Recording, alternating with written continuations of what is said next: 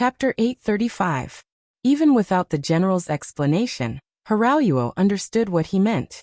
When he thought about how he had to hide such an important matter from his father and himself, he couldn't help but feel angry. Good, this Fan Yuhai is getting more and more arrogant. Let's see if I don't find trouble with him tomorrow. Fine, I'll tell you where the kerosene was moved, and this matter will have nothing to do with you. He pretended to be very angry as he spoke, his saliva dripping from his mouth. His gaze landed on the defending general. But when he looked over, he saw the general's hesitant expression. He said angrily, "What, are you trying to hide it from me? Or was the kerosene not moved at all? You were lying to me all along." I wouldn't dare. Originally, the general really didn't want to say anything. After all, the kerosene was moved in secret and he didn't want more people to know. But since Hiralyuo had said so, if he didn't tell him the truth, he would really offend him. Helpless, he took a step forward and carefully set a place. "Oh, so it's there." Hiralyuo nodded in surprise, then looked at the general and said, "Fine, I'll believe you for now. If you're lying, don't blame me for taking care of you." I wouldn't dare. But young master, I'll have to trouble you not to tell anyone that I told you this. Otherwise, I'm afraid General Fan will beat me up." As he spoke, the general cupped his hands and begged for mercy. "Don't worry, I won't say that you told me. I'll just say that I found it myself. All right, I'm leaving." Hiralyuo turned and left with Shouho and the other 4 guards. The general couldn't help but wipe the sweat from his forehead. This little ancestor was finally gone. Hiralyuo's group of 5 quickly left the warehouse. When there was no one around, Shouho immediately asked, "Speak, where was the kerosene moved to?" At this moment, Hiralyuo no longer looked as imposing as before. Instead, he looked like he was begging for mercy. "I can tell you, but can you promise to spare my life? Of course, as long as we see the kerosene, I won't kill you. I've already sworn." Skinny Monkey chuckled. Hiralyuo let out a sigh of relief at the thought of an oath. "The kerosene has been moved to a ruined temple in the south of the city. I'll take you there now." Fan Yuhai had once used fire to burn down the mercenary army and obtained a great victory. However, he also knew that this thing was a double-edged sword. It could hurt others, but it could also hurt him. Therefore, the location of the kerosene was constantly changing. Apart from the soldiers guarding the kerosene, no one else knew where it had gone. Originally, this was to prevent the mercenaries from setting the place on fire, but unexpectedly, the mercenaries still found the place. Tai Hu was indeed very careful. Although he thought that the warehouse might be where the kerosene was stored, he didn't dare to fully believe it until he saw it with his own eyes. Who would have thought that he was right to be careful? Not long after, Hiralyuo brought Skinny Monkey and the others to the ruined temple. There was indeed a group of Mongol soldiers guarding the place, but they were all hidden in the shadows. If Hiralyuo didn't appear here, they wouldn't have come out so easily. However, no matter where it was proven that Hiralyuo's name was strong enough. Perhaps this also proved that the Mongol army's management was flawed. In any case, no one dared to offend him. They allowed him to enter the temple and take some oil before leaving in satisfaction. Inside the temple, Skinny Monkey saw over 100 barrels of oil placed here. After a certain distance, he revealed his original appearance. "All right, I'll leave this place to you guys. I'm going to report the situation to Tiger Head. See you later." After saying that, Skinny Monkey quickly left. Hiralyuo wanted to stop him, but another tall guard, nicknamed King Kong, stepped forward and blocked his way. "Kid, are you ready?"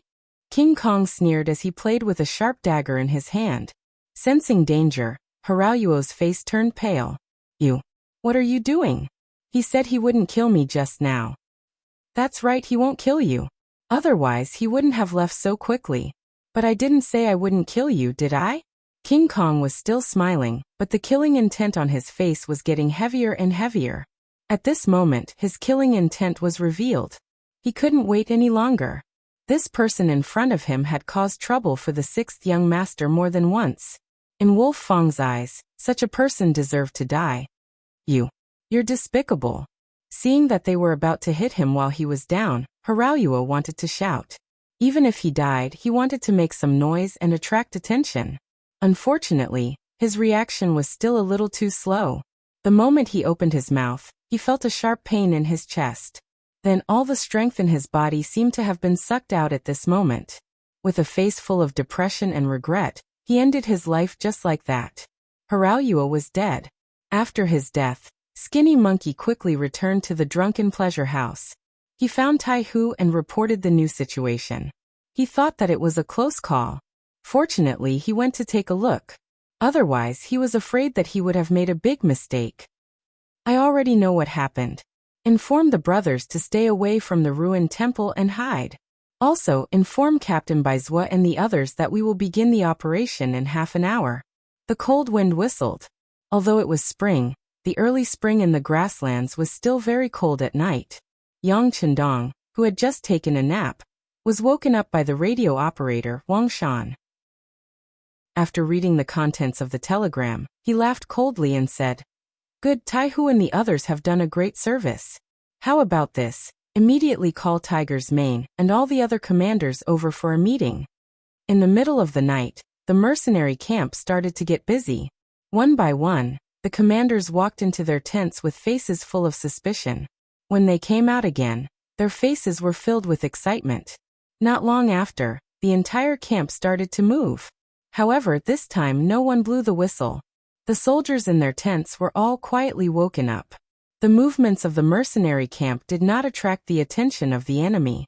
This was also due to the tyrannical style of the reconnaissance unit. In order to ensure that they would not be attacked, they would usually place their sentries far away. Slowly, the Mongolian army had gotten used to it.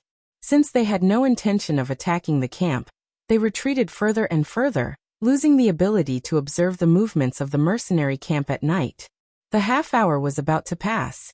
The various regiments and various ranks of soldiers walked out. They mounted their horses and held their blades. They were densely packed and waited in the cold wind.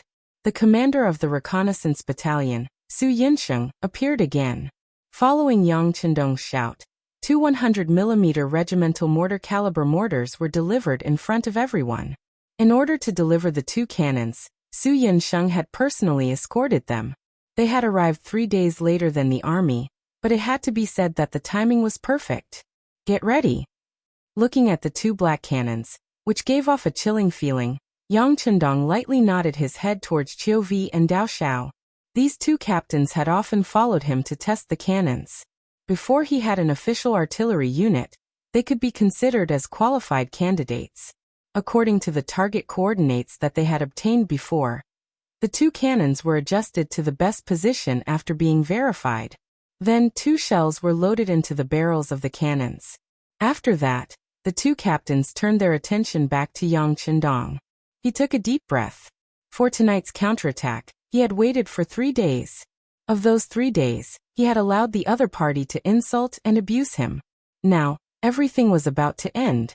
From the time when Tiger's Mane and the others were burned to ashes to this time, only 11 days had passed. He was about to get his revenge. Fire! Under the gazes of all the soldiers, Yang Chendong's shout rang out. Following that, 2 intense and dazzling flames soared into the sky.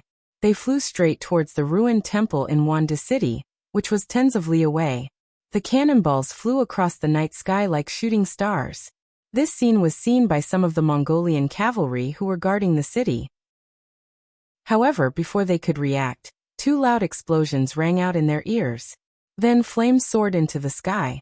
Following that, explosions rang out one after another. The cannons bombarded the oil, causing a chain reaction. Flames soared into the sky and explosions rang out incessantly. Looking at this scene, Yang Chendong raised his hand and shouted, "Blow the bugle call. Everyone charge! Charge!" The more than 10,000 mercenary cavalrymen couldn't wait any longer. With loud shouts, they galloped forward on their horses and charged straight ahead. The 2 remaining mortars adjusted their angles and aimed at the south gate of Wanda City and continued to fire. They wanted to clear a path for the mercenary soldiers. In the city, the loud explosions sounded like an earthquake. Khanset immediately put on his coat and rushed out of his room. He stared at the ruined temple in disbelief. His eyes widened as he thought to himself, "It's over, it's over." However, something even more frightening happened. Just as he was standing in front of the door and lamenting, a small flame suddenly flashed and entered his chest. The powerful recoil directly knocked Khan Sud to the ground. This sudden unforeseen event attracted the loud shouts of several of the soldiers around him. The decapitation operation had begun. At this moment, it wasn't just this place. Gunshots rang out from several enemy generals' residences. The Phantom members who had been lying in ambush for a long time fully displayed their strengths, firing bullet after bullet into the chests of the targets they had long imprinted in their hearts. Chapter 836. One of the targets was Agar Dorji. However, for some reason, the bullet that should have hit his chest only hit his shoulder instead. Fresh blood gushed out from the wound, causing Agar Dorji to scream in pain. My lord, my lord. The soldiers ran over and surrounded Agar Dorji to prevent anyone from hurting him. At the same time, they looked around vigilantly, searching for the assassin. But how could they know the power of a sniper rifle? A sniper more than 1,000 meters away was already beyond their knowledge. How could they still find him? Not to mention, the city was already in chaos. This was the best cover for them. Stop shouting. I'm not dead. Quick, inform the other generals. Retreat, retreat. Agar Dorji felt the pain coming from his right arm as he gave orders to his bodyguard beside him. My lord, are we not going to defend the city? One of the soldiers asked an idiotic question. Defend my ass. Don't you see? The fire has already started. The people's minds are in chaos. The city cannot be defended. All right, go inform the other generals. We are retreating in the direction of Guangwu town, quickly. After Agar Dorji shouted these words, he finally fainted from the pain. Following that, everyone was busy shouting. However, even at this time, there were still some bodyguards who didn't forget to go to the Drunken Joy Pavilion. They wanted to find the young master and let him take charge of the situation. However, the reality only proved that this was just a beautiful idea. Fan Yuhai was also attacked by the beheading operation. Regrettably, this person's residence was a little too remote. Perhaps because he was naturally vigilant, his surroundings were filled with his personal guards who had followed him since the Jiaoji period, making it impossible for Baizhua to approach. In the end, he could only choose to set up an ambush at a distance of 1,600 meters. But to be honest, at such a distance, the effectiveness of a sniper rifle was very low. Captain Baizhua was the one who personally carried out this mission. He knew that this person was the only one in the city who gave the sixth young master the most headaches. If he could kill this person, it would be his greatest achievement. Baizhua held his breath and focused his mind. Even though the cold wind was howling in his ears, his posture did not change at all. He continued to stare at his target, waiting for the best opportunity to attack. Through the infrared scope, he saw Fan Yuhai get on his horse and lead a group of cavalrymen out of the courtyard. They headed straight for the main street, and the distance between them shortened. 1,000 meters, 800 meters, the best distance was only 500 meters. However, the best angle and opportunity to shoot did not appear. Fan Yuhai, who was surrounded by bodyguards, gave off a feeling that they did not know where to start. It seemed that no matter which shot was fired, it would be difficult to hit the target. Even if the shot was fired, it would be difficult to guarantee that the shot would hit the target while moving. Forget it. Baizhua's heart sank again. He adjusted his target again. This time, he decided not to hit the man but the horse. Relatively speaking, a horse's body was much larger than a human's, especially the pure black horse that Fan Yuhai was riding. Even on the battlefield, it was like a crane among chickens. When the target changed, it was quickly locked, followed by the sound of a gunshot. Bang! The sound of the gunshot was accompanied by the scene of the warhorse falling down and Fan Yuhai flying up. Taking advantage of this opportunity, Baizhua shot again, but unfortunately, because he was too anxious, this shot did not hit the target, but hit a bodyguard. Blood splashed, and the bodyguard fell to the ground and died. In exchange, other people shouted to protect the general. Baizhua quietly took advantage of this chaos. The sniper's rule was that once the shot missed, they must withdraw immediately. Otherwise, it would not be him sniping others, but others would snipe him. General Lu Duo, who was in the team, immediately came to Fan Yuhai, who fell to the ground. He saw that the general's face was covered with mud and snow, and even one of his front teeth was knocked out. Blood flowed from the corner of his mouth. He exclaimed, "General, are you okay?" "I'm fine." He felt pain all over his body, but fortunately, every part of his body was still intact, so he was relieved. However, when he thought about the battle before him, he still said to Lu Duo, "Quick, immediately cover the retreat. Find Khonsud and follow him out of Yunda City. We can't stay here any longer." At this moment, Fan Yuhai's heart was filled with too much unwillingness. Over the past 2 days, his reputation in the army had increased day by day, and the morale of the army had also increased step by step. He was the first person to face the god of war and not admit defeat. He even shouted at the other party to retreat. Because of this, he had become a hero in the eyes of some people. If he had a few more days, he would have even made up his mind to go all out and fight to the end. Unfortunately, Yang Chendong wasn't a person who didn't fight back. He finally started to fight back, and it was so fierce. The explosion of crude oil caused a big fire and panic in the city. The south gate was blown open, and the defense of the city was no longer foolproof. Now that he was injured, although his life wasn't in danger, he had lost the ability to move freely for a short period of time. Under such a disadvantage, he was afraid that he could only abandon the city. However, he knew that his battle with Yang Chendong wasn't over. This was just the beginning of the grassland. Of course, because of the lack of information, he didn't know that Khonsud, Agadorji, and some other generals had been shot. If he knew, he would have given the order to retreat even more decisively. Lu Duo had always been by Fan Yuhai's side. Since the time in Jiaoji, he could see that his general was extraordinary. Facts had proven that no matter how many times others had been defeated by the mercenaries, even if their countries had been destroyed and they had lost their lives, General Fan had always protected himself well. Just this point alone was enough to earn Lu Duo's respect. Now that the general had given the order, he would definitely do his best to carry it out. After agreeing, he ordered someone to pass on the order. Then, he found a large wooden plank and placed Fan Yuhai on it, before leaving with his head held high. At the east gate of Wanda City, there were a few gaping holes in the walls. Following these holes, the mercenaries easily entered. What followed was a battle cry that shook the heavens. The 2,000 Mongol soldiers that were in charge of defending this area became the first target. Over 10,000 Mongol soldiers came from different directions like a tornado. Even a man and a blade wasn't something that these 2,000 Mongol soldiers could withstand. Very quickly, this army was swallowed up by the flood of horses.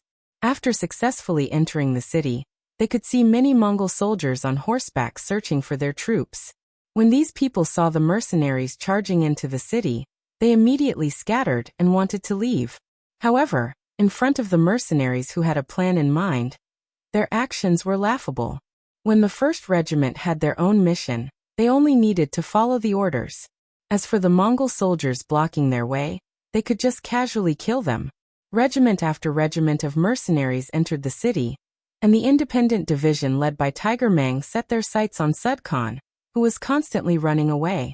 When the scouts reported that a large group of Mongol soldiers was retreating towards the north of the city, he immediately made a decision and led a division of cavalry to chase after them. The previous defeat had always been a pain in Tiger's man's heart. Originally, he wanted to perform better, but he never expected that he would be defeated in the end.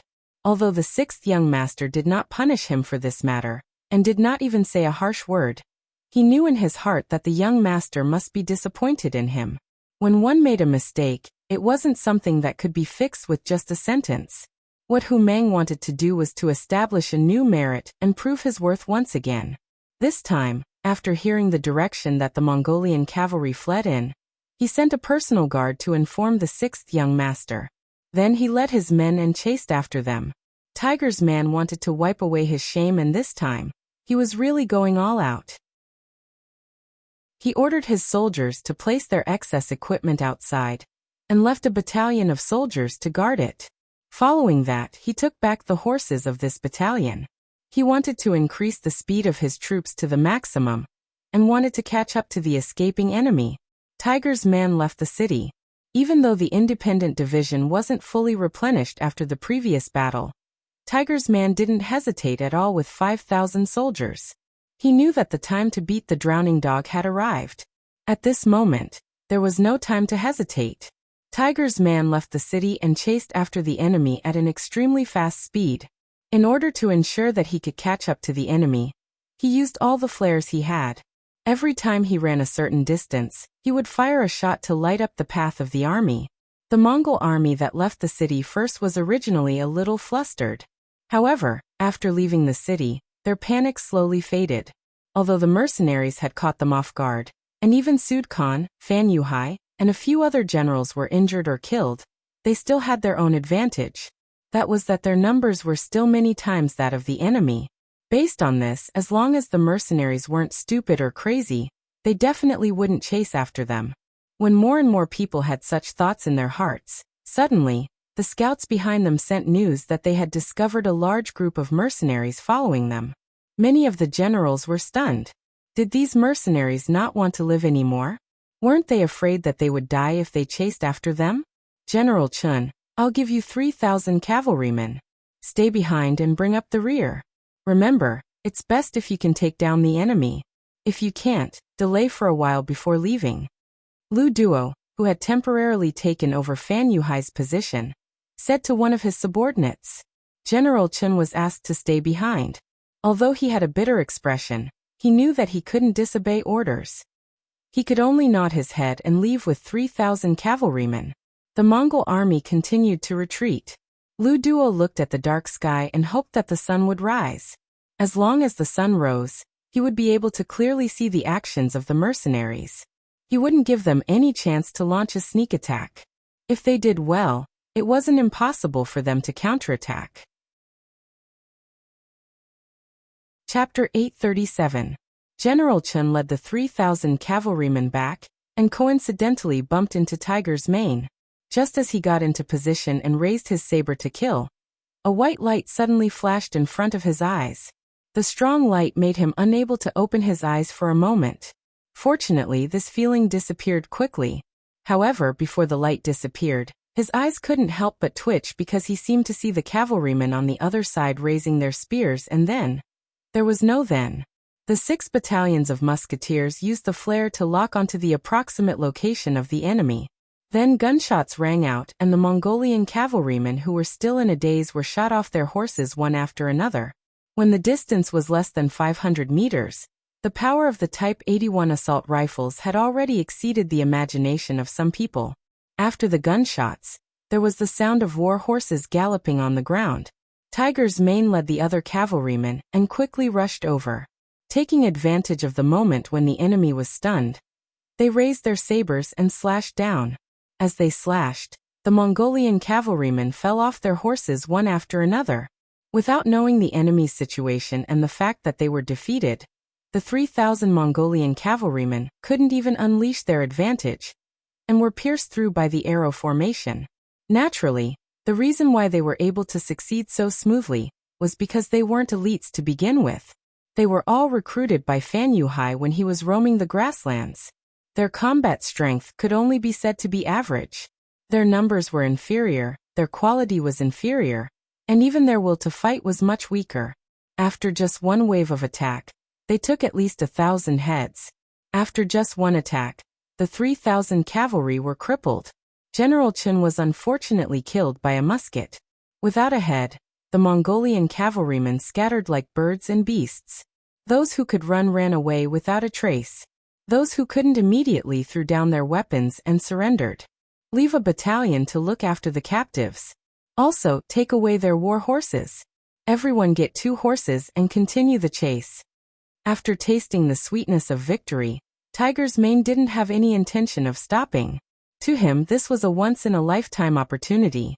Unless the sun was about to rise, unless his independent division was crippled, he wouldn't stop the chase. The Mongolian cavalry was still retreating at a moderate pace. Although they were retreating in a hurry, they still brought a large amount of rations with them when they left. This was also the reason why they could not run fast. Half an hour after General Chen's 3,000 men were sent out, another scout reported that there were still mercenaries chasing after them. and they were less than 8 miles away.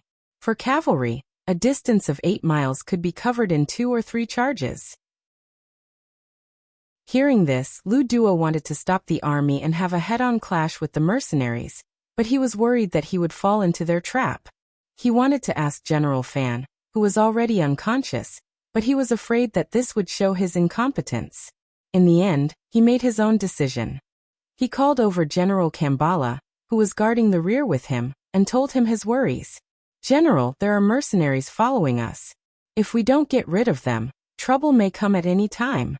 Standing in front of Zambala, Lu Duo spoke while using the torch beside him to observe the changes on his face. Both Lu Duo and Zambala were generals in the alliance. If it had to be said, the former was far less famous than the latter. If not for the fact that Fan Yuhai's warhorse had been killed and he had fallen down in a hurry and passed the command of the army to Lu Duo before he fainted, he would not have been able to ask this question. After hesitating for a moment, Zambala finally nodded his head. "All right, then I will lead the troops to cover the rear. But I want to take 10,000 cavalry with me." Okay. When it was Lu Duo's turn, he did not hesitate at all, as if he already knew that there would be such an outcome. Seeing Lu Duo agree so quickly, Zambala did not have anything to worry about. The mercenaries only had 10,000 men. With these 10,000 men, he naturally did not have anything to worry about. In the blink of an eye, Zambala had gathered the 10,000 cavalry that originally belonged to him. These were all the elite forces of the Mongol desert. With these, there was nothing to be afraid of. Zambala led the army and left. After Lu Duo sent them off, he turned to the army and said, "Let's go too." Then he rode his horse towards Fan Yuhai. Fan Yuhai, who was under the protection of a group of personal guards, was still lying in a carriage with his eyes closed. Even when the army left the city, there were still people who saw him. Everyone knew that General Fan had been attacked and fell off his horse. Naturally, they thought that he had been shot like Suda Khan. But when Lu Duo rode his horse over, the carriage's curtain was opened from the inside. Lu Duo's figure also entered the carriage. "General, are you all right?" After entering the carriage, Lu Duo asked with concern. "I'm fine. It's just a tooth. There's no problem." Fan Yuhai smiled confidently and then asked, "How are things?" "General, everything has been done according to your orders. You really have great foresight. The mercenaries really did chase over. I first sent General Chen, who was close to the Mongol army, out. As expected, he was not a match. Then Zambala brought 10,000 troops to cover the retreat." Lu Duo looked at Fan Yuhai with admiration as if he was looking at a god. The god of war was indeed admirable. He could always turn something rotten into something magical. But Lu Duo still thought that their general was not bad. He also had great foresight. If it wasn't for the fact that the general's starting point was too low and he couldn't make many decisions, if they really had the same number of troops, it would be hard to tell who would win. Just like now, the general was just taking advantage of the situation and beating them at their own game. This solved the biggest problem in front of them. One was General Chun, who had betrayed them. The other was General Zamubala, who was by Suda's side. As long as these two died, not only would their internal problems be solved, they would also have one less enemy. This would be a great help for them to take over the Mongol forces in the Gobi Desert. I'm not worried about you. Oh right, go and inform Zhang Meng. Tell him to protect Suda Khan. At this time, nothing can happen to him. Also, I heard that gunshot wounds are hard to treat. Is that true?" Fan Yuhai nodded calmly. He had used the opportunity of being ambushed to do this. It could be said that he had turned a bad thing into a good thing. In reality, he had never thought that he could rely on this alliance to defeat Yang Chendong. Or rather, in front of a strong force, he had never thought of doing anything to the mercenaries. Therefore, he had not tried his best in this battle. Everything was waiting. He believed that the god of war was not a normal person. He must have his own plans for appearing so suddenly. As expected, the facts had proven everything. The city was on fire, and the army was in chaos. The East City Gate was broken and the enemy had invaded the city. The series of attacks made Fan Yuhai speechless. At the same time, he used the opportunity to achieve his own military goals. This was the nature of a fierce and ruthless person. As long as it was beneficial to him, he would do it. As for emotions and allies, he could throw them all to the back of his mind. Only benefits were what he pursued and needed. Understood. Hearing Fan Yuhai say that gunshot wounds were hard to treat, Lu Duo understood that it would be very difficult for Khan Side to recover. In the city, Yang Chendong followed the army into the city and saw the two captains, Tai Hu and Bai Zhua, waiting there. You did a good job. I will record your achievements later. Yang Chendong knew that the ancient beheading operation was different from the modern one. The generals in the modern army usually did not have many guards around them. Even if they did, they would not follow them at every step. Unlike the generals in the modern army, they all had bodyguards protecting them. Some even had servants.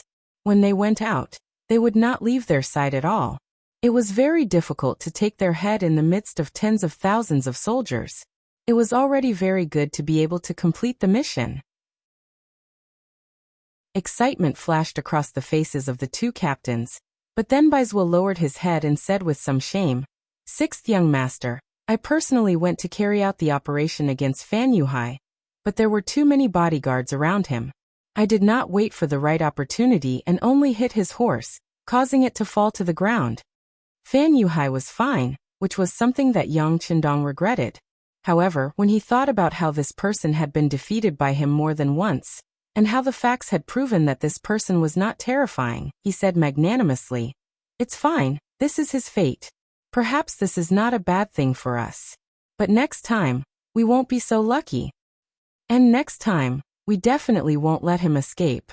After hearing the encouragement, Baizhua said with a very firm attitude. This time, he had also hardened his heart and strived to achieve great merit when he had the chance. At this moment, one of Tiger's Mane's bodyguards came 5 meters in front of Yang Chendong, dismounted and saluted. "Sixth young master, our division commander led the army to pursue the enemy." Oh! Yang Chendong's eyes flashed. He could understand Tiger's Mane's feelings. After the previous defeat, he wanted to prove himself through a big battle. Now that the enemy had fled in panic, it was indeed a good opportunity to pursue. However, when he thought of Fan Yuhai's various methods, he was still a little worried. He looked at the captain of the first guard squad, Chiu Vi, and asked, "Have all the regiments reported their positions? Who is the closest to the independent division?" Reporting to the 6th young master, the 1st regiment of Tatar cavalry is killing the enemy outside the city. There is also the ferocious Tiger Regiment and the 1st and 2nd regiments of cavalry in the city. Good. Immediately inform Commander Su He. Tell him to put down the matter at hand and use the fastest speed to chase after the independent division and provide support. Also, inform the ferocious Tiger Regiment and the 1st regiment of cavalry to follow us to the north. He knew that a thin camel was bigger than a horse. Once the Mongol tribes in the north stabilized their morale, the independent division would not be able to defeat them. Chapter 838. After the order was given, other than the 2nd Cavalry Regiment, the other regiments and battalions followed Yang Chendong to the north of the city. At this moment, 100 miles away from the north of the city, Tiger's Man's independent regiment had clashed with Kambala's 10,000 cavalry, and a huge battle had begun. When two armies met on a narrow path, the courageous would win. After the two armies unexpectedly met on the battlefield, without the slightest bit of nonsense, the two sides fought together. Gunshots, shouts, and roars mixed together. No matter if it was Tiger's Man or Kambala, they were both very prideful people. Since they started fighting, they would not back down easily. Just like how a mountain could not contain two tigers, only one person could stand on the battlefield. First, a series of gunshots rang out, killing hundreds of enemies in the dark night, and the distance between the two sides was pulled closer. Withdrawing 6 battalions of musketeers, Tiger Brilliance led the other 8 battalions of cavalry to personally lead the charge, becoming the tip of an arrow as they charged towards the enemy formation. In the dark night, in order to see the situation around them clearly, both sides had no choice but to light up their torches. From afar, the battlefield looked like a walking fire dragon, majestic and shocking. In terms of military strength, Tiger's Edge was still at a disadvantage. He only had a little more than 3,000 men, but he had to fight with 10,000 cavalrymen. However, that didn't mean that he would lose. With his strong fighting spirit and the constant harassment from the 2,000 musketeers, he wouldn't show any signs of defeat in a short time. Both sides fought together, and from time to time, there would be warriors falling off their horses and dying. It was not the arrow that pierced into the Mongol cavalry and dealt them heavy damage, but it was the arrow that was completely surrounded by the enemy's forces, and in the end, when there was only one person left, all of them would die. The cruelty and mercilessness of the battlefield was vividly displayed at this moment. In less than an hour, both sides had paid a heavy price. Slowly, the advantage of the Mongol cavalry's numbers was revealed. This time, Kambala had brought elite cavalry. In terms of fighting ability and individual strength, they were only slightly weaker than the independent regiment. This could be made up for by the advantage in numbers. Luckily, when the independent regiment was struggling, the first Tatar cavalry regiment arrived. Regiment Commander Suhi shouted, and fresh troops entered the battlefield. The addition of this new force caused the tilted battle platform to become more balanced. Seeing more and more mercenaries, Kambala's mood also changed. His mission was not to destroy the mercenaries behind him, but to block them and buy time for the main force to retreat. Now, it seemed that more than 2 hours had passed, and the sun was about to rise. His mission was complete. Even if he retreated now, no one could blame him. At this moment, he was thinking about retreating. Hu Meng seemed to have seen through Zamubala's thoughts. How could he be willing to give up? It was not easy for him to seize this opportunity. He would definitely not let the other party escape. After giving the order, the entanglement became even more intense. It was as if they were both in the same boat. As the battle continued, the disadvantage of the Mongol cavalry became more and more obvious. They were elites, but this battle was not to attack, but to stop the enemy. It was the same as them using their lives in exchange for others to escape. It was impossible for them to not be angry. This kind of battle was not what everyone liked. If they won, they would only complete a military mission. If they lost, they might lose their lives. It was really not a good job. In the beginning they had the advantage, so it wasn't a big deal. But now their advantage was getting smaller and smaller, and the sun was about to rise. Once the main force of the mercenaries caught up with them, wouldn't they all be wiped out here?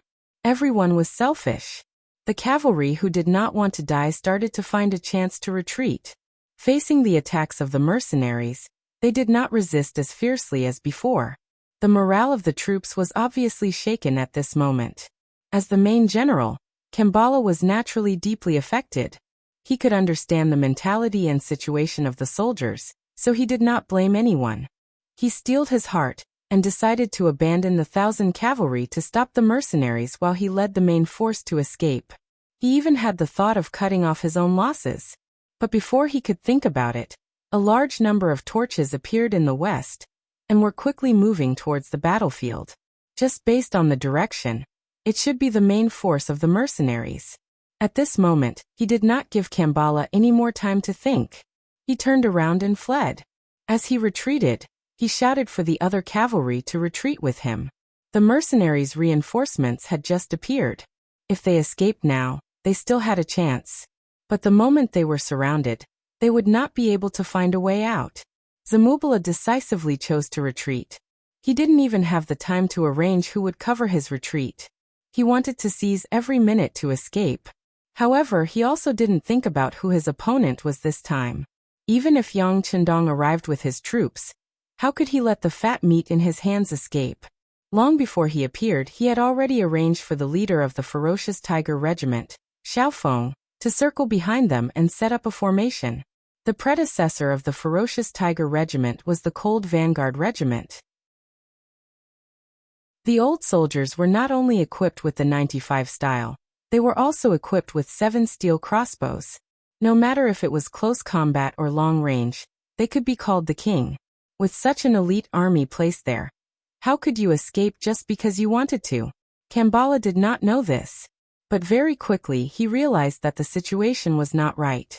The retreating army continued to fall on the path of the charge. The continuous firing of the muskets was like firecrackers being lit. It continued to ring out. Every time a bullet was fired, there would be a cavalry soldier falling off his horse. Stop the charge. Seeing the continuous casualties, Kambala finally knew that his path of retreat was cut off. Since that was the case, he turned his horse around and decided to fight to the death with the mercenaries. Compared to the unknown path ahead, it was better to turn back and fight the mercenaries head-on. If he was lucky, he might be able to kill his way out. Even if he was unlucky, he might be able to kill 2 more enemies. Kambala turned his head and launched a counterattack. His horse galloped forward. He had the idea of charging forward recklessly and fighting his way out. However, his luck was too bad. He met the 2 generals Tiger's Man and Suhi head-on. 2 against 1, heart against heart. After clashing with 3 blades, Kambala's chest had a wound of about 40 centimeters. Fresh blood quickly flowed out from the wound. The strength in his body was also rapidly draining away. Just like that, a fierce general stepped into a dead end. General Kambala, surrender. Seeing the fatally wounded Kambala, Tiger's Man lowered his cavalry blade and said with a trace of admiration, although they were enemies, the other party fought bravely. Just this point alone was worthy of his respect. A true Mongol cavalry does not surrender. Go and die. Summoning the last bit of strength in his body, after a roar, Kambala continued to gallop forward.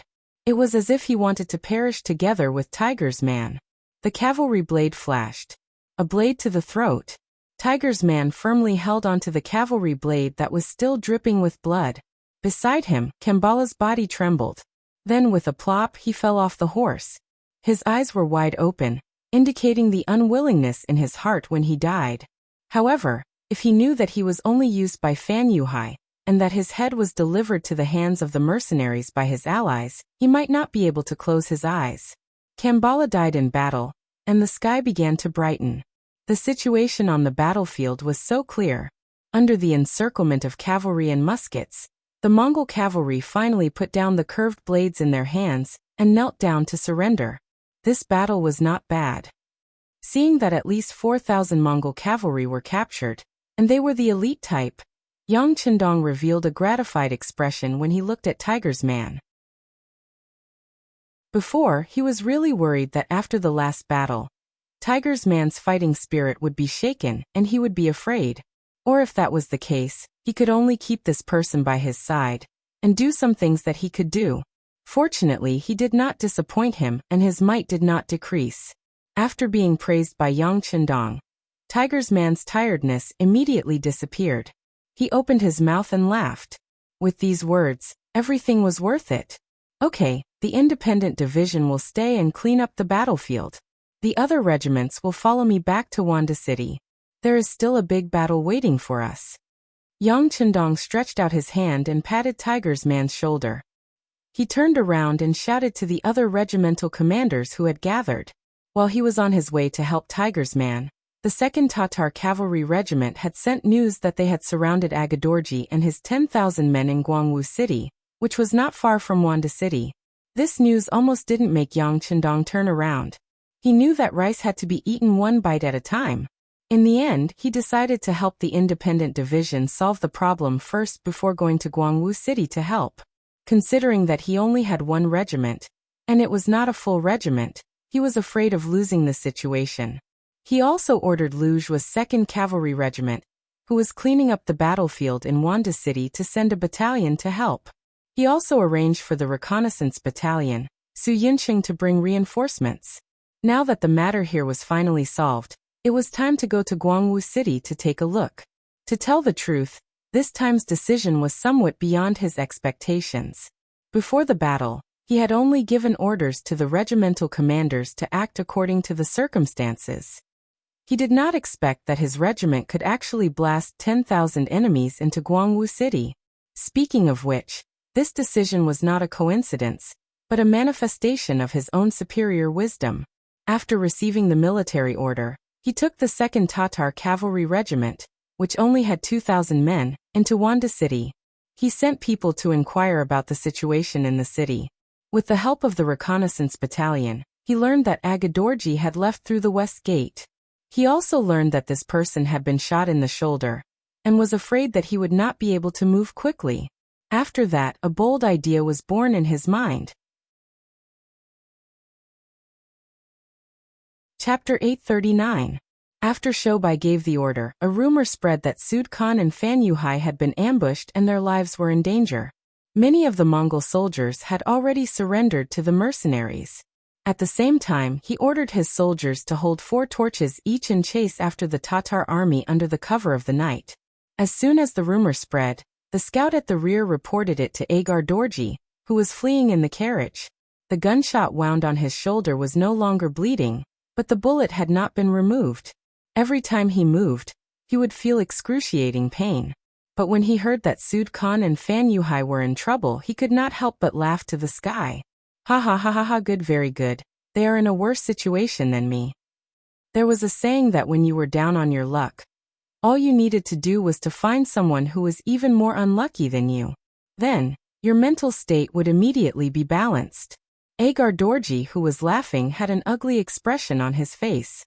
He was worried about his situation, especially when he heard from his subordinates that there were mercenaries chasing after him. They didn't know how many of them there were, but they estimated that there were about 7,000 to 8,000 of them based on the number of torches. Agar Dorji's expression became even more bitter, as he thought that the main force of the mercenaries was targeting him. At this time, the army was just passing by Guangwu town, which had been occupied by the Allied army.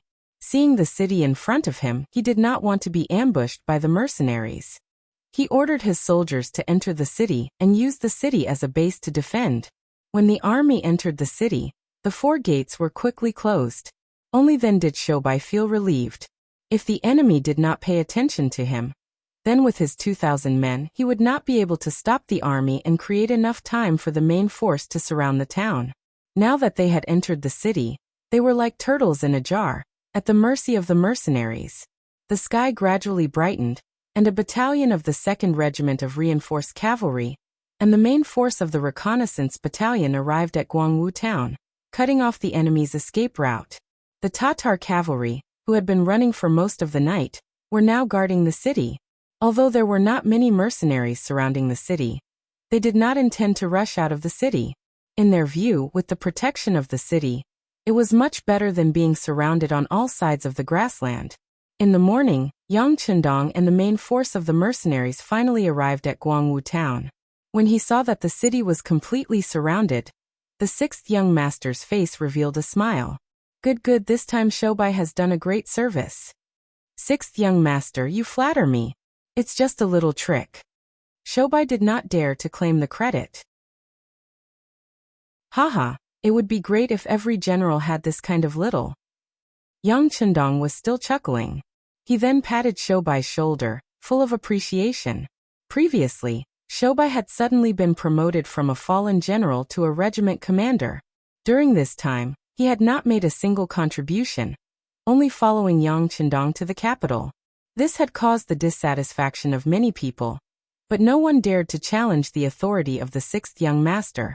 Now reality had given those people a slap in the face. At this time, Yang Chendong had openly said that if other officers had this kind of ability, they would also be promoted and placed in important positions. There were many brave and fierce generals in the mercenary army, but there were too few people who could hold their own.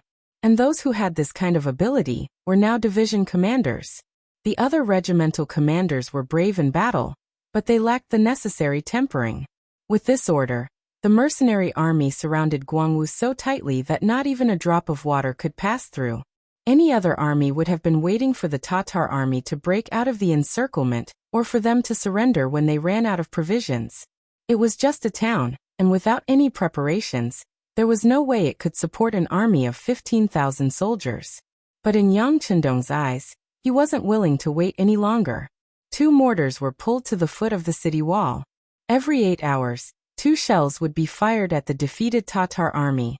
These aimless shells seemed to fall anywhere. As they crashed into Guangwu town, the Tatar soldiers began to scream in pain. They lacked food and clothing, had no future, and could fall at any moment. How long could they last?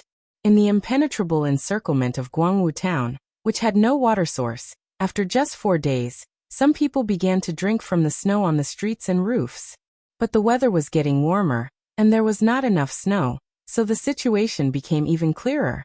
7 days later, after being shot, lacking medicine, and having Hilario's corpse hung outside the city, the chaotic King Agadorji died in a fit of rage. Like a dragon without a head, it opened the door and surrendered. Without wasting a single soldier, the 15,000 Tatar cavalrymen surrendered, and the mercenaries returned to the first city with the might of a great victory. This battle lasted for a total of 11 days. The shattering Ming army, injuring Sood, killing Agadorji, and the mercenary army returned to the city. In the beginning of spring, the grass began to sprout, and the willow trees were green. A new wave of construction in the city had begun. Under the planned step-by-step work, Shur City appeared in front of the world with a small change a day, and a big change a few days later. Trees that took a lot of effort to move from hundreds of miles away were planted inside and outside the city to resist the wind and sand. The people of Shur City felt like they were in a different world. The changes in the army also began. Among the 20,000 prisoners, warriors were constantly selected to supplement the various divisions. It seemed like the Duke of Loyalty was not satisfied with this change. He immediately sent a telegram to the political department of Chichen City, and the army-building operation officially began. The commander of the First Army on the Sea was decided, and as expected, it was Gao Xiong. A shining golden badge was worn on his body, and the order to promote him to Major General was given. The new army on the land. The choice of commander was out of everyone's expectations, but everything was within reason. The commander, Tiger's Mane, was not the Lung Song that everyone had imagined. The moment the order was given, Lung Song closed the door in the Lung residence in Chichen City, and did not see anyone. He did not even appear in front of the military department. This situation lasted for 3 days, and Yang Wu came. The door was opened, and no one dared to stop him. Although Yang Wu was from the Yang family's Yang family, he had an extraordinary transcendent status in Crimson Nest City. As for him, he didn't even have a fixed official position, but he could meddle in and ask about anything. Lung Song, who closed the door to visitors, could not give face to anyone in Chichen City, but he could not avoid Yang Wu. The moment the door was opened, Lung Song, who was dressed in civilian clothes, sat in the main hall and welcomed guests. In the main hall, Yang Wu's expression was calm, especially when he saw that Lung Song was not wearing the uniform that matched his status. Instead, he was wearing civilian clothes. He shook his head gently. "Commander Lung, are you going to retire from active service?" If it was any other time, the weight of this sentence could be imagined. He would have been in fear and trepidation, but at this moment he smiled bitterly and said, "I'm afraid I can't wear it even if I want to. Brother Yang Wu, don't you think so?" "Oh. Who said this? Please tell me. Yang Wu will charge him with the crime of spreading rumors and creating trouble. Then I'll arrest him and interrogate him." Yang Wu said unhurriedly. Then he found a chair and sat down. In the Lung residence, Yang Wu rarely came. After all, he was one of the young master's people and had to avoid suspicion. However, he did not come to the residence often. Usually the two had a good relationship. After all, Yang Wu had a great reputation in Chichen City and had a deep relationship with Lung Feng's First Division. Is there a need for others to say this? Although Lung Song is slow-witted, he can still understand some things. Lung Song still did not raise his head as he replied. His entire body exuded a decadent aura, as if he had aged a lot. "Oh, so it turns out that some people thought they were smart, hee."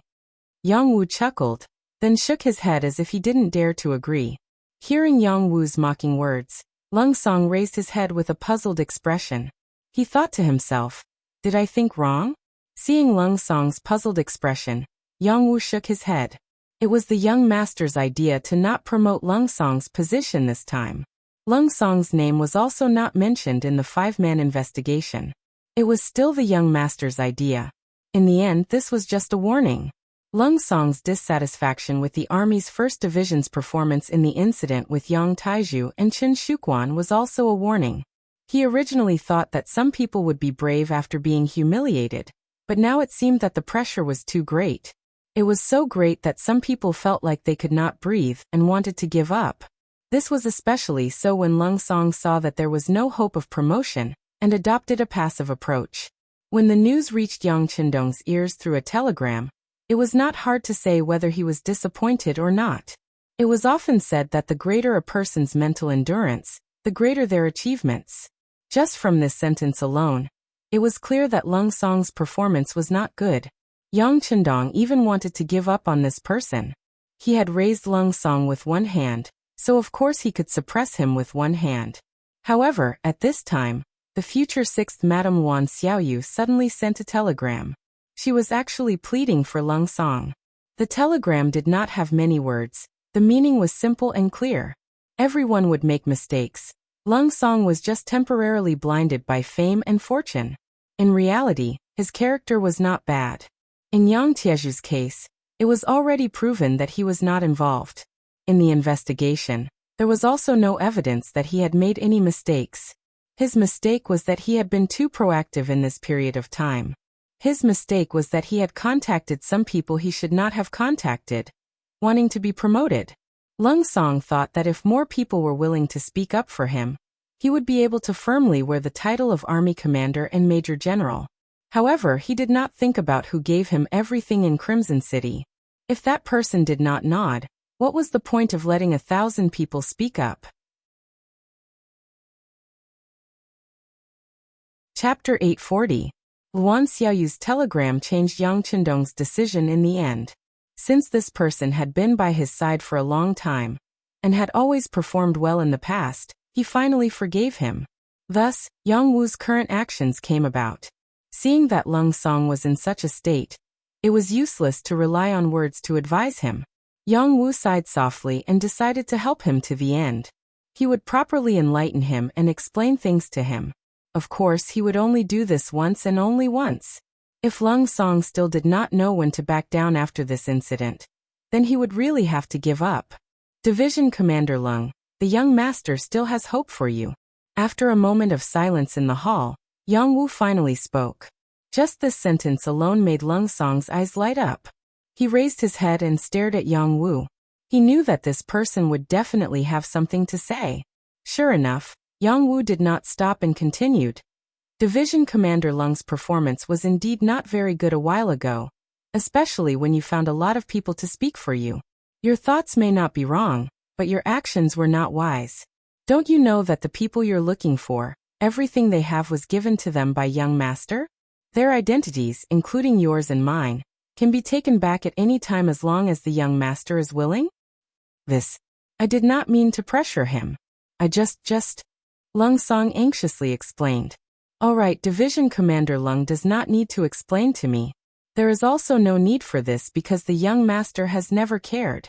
Otherwise, I would not be saying this to you now. However, there are some things that you can do once but absolutely cannot do a second time. Otherwise, even if Division Commander Luan pleads for you, I'm afraid it will be useless. This sentence revealed a bit of information. After digesting it, Lung Song's eyes widened. Luan. Division Commander Luan pleads for me? The so-called Division Commander Luan was naturally Luan Xiaoyu. However, it was precisely because of this that Lung Song's face was filled with disbelief.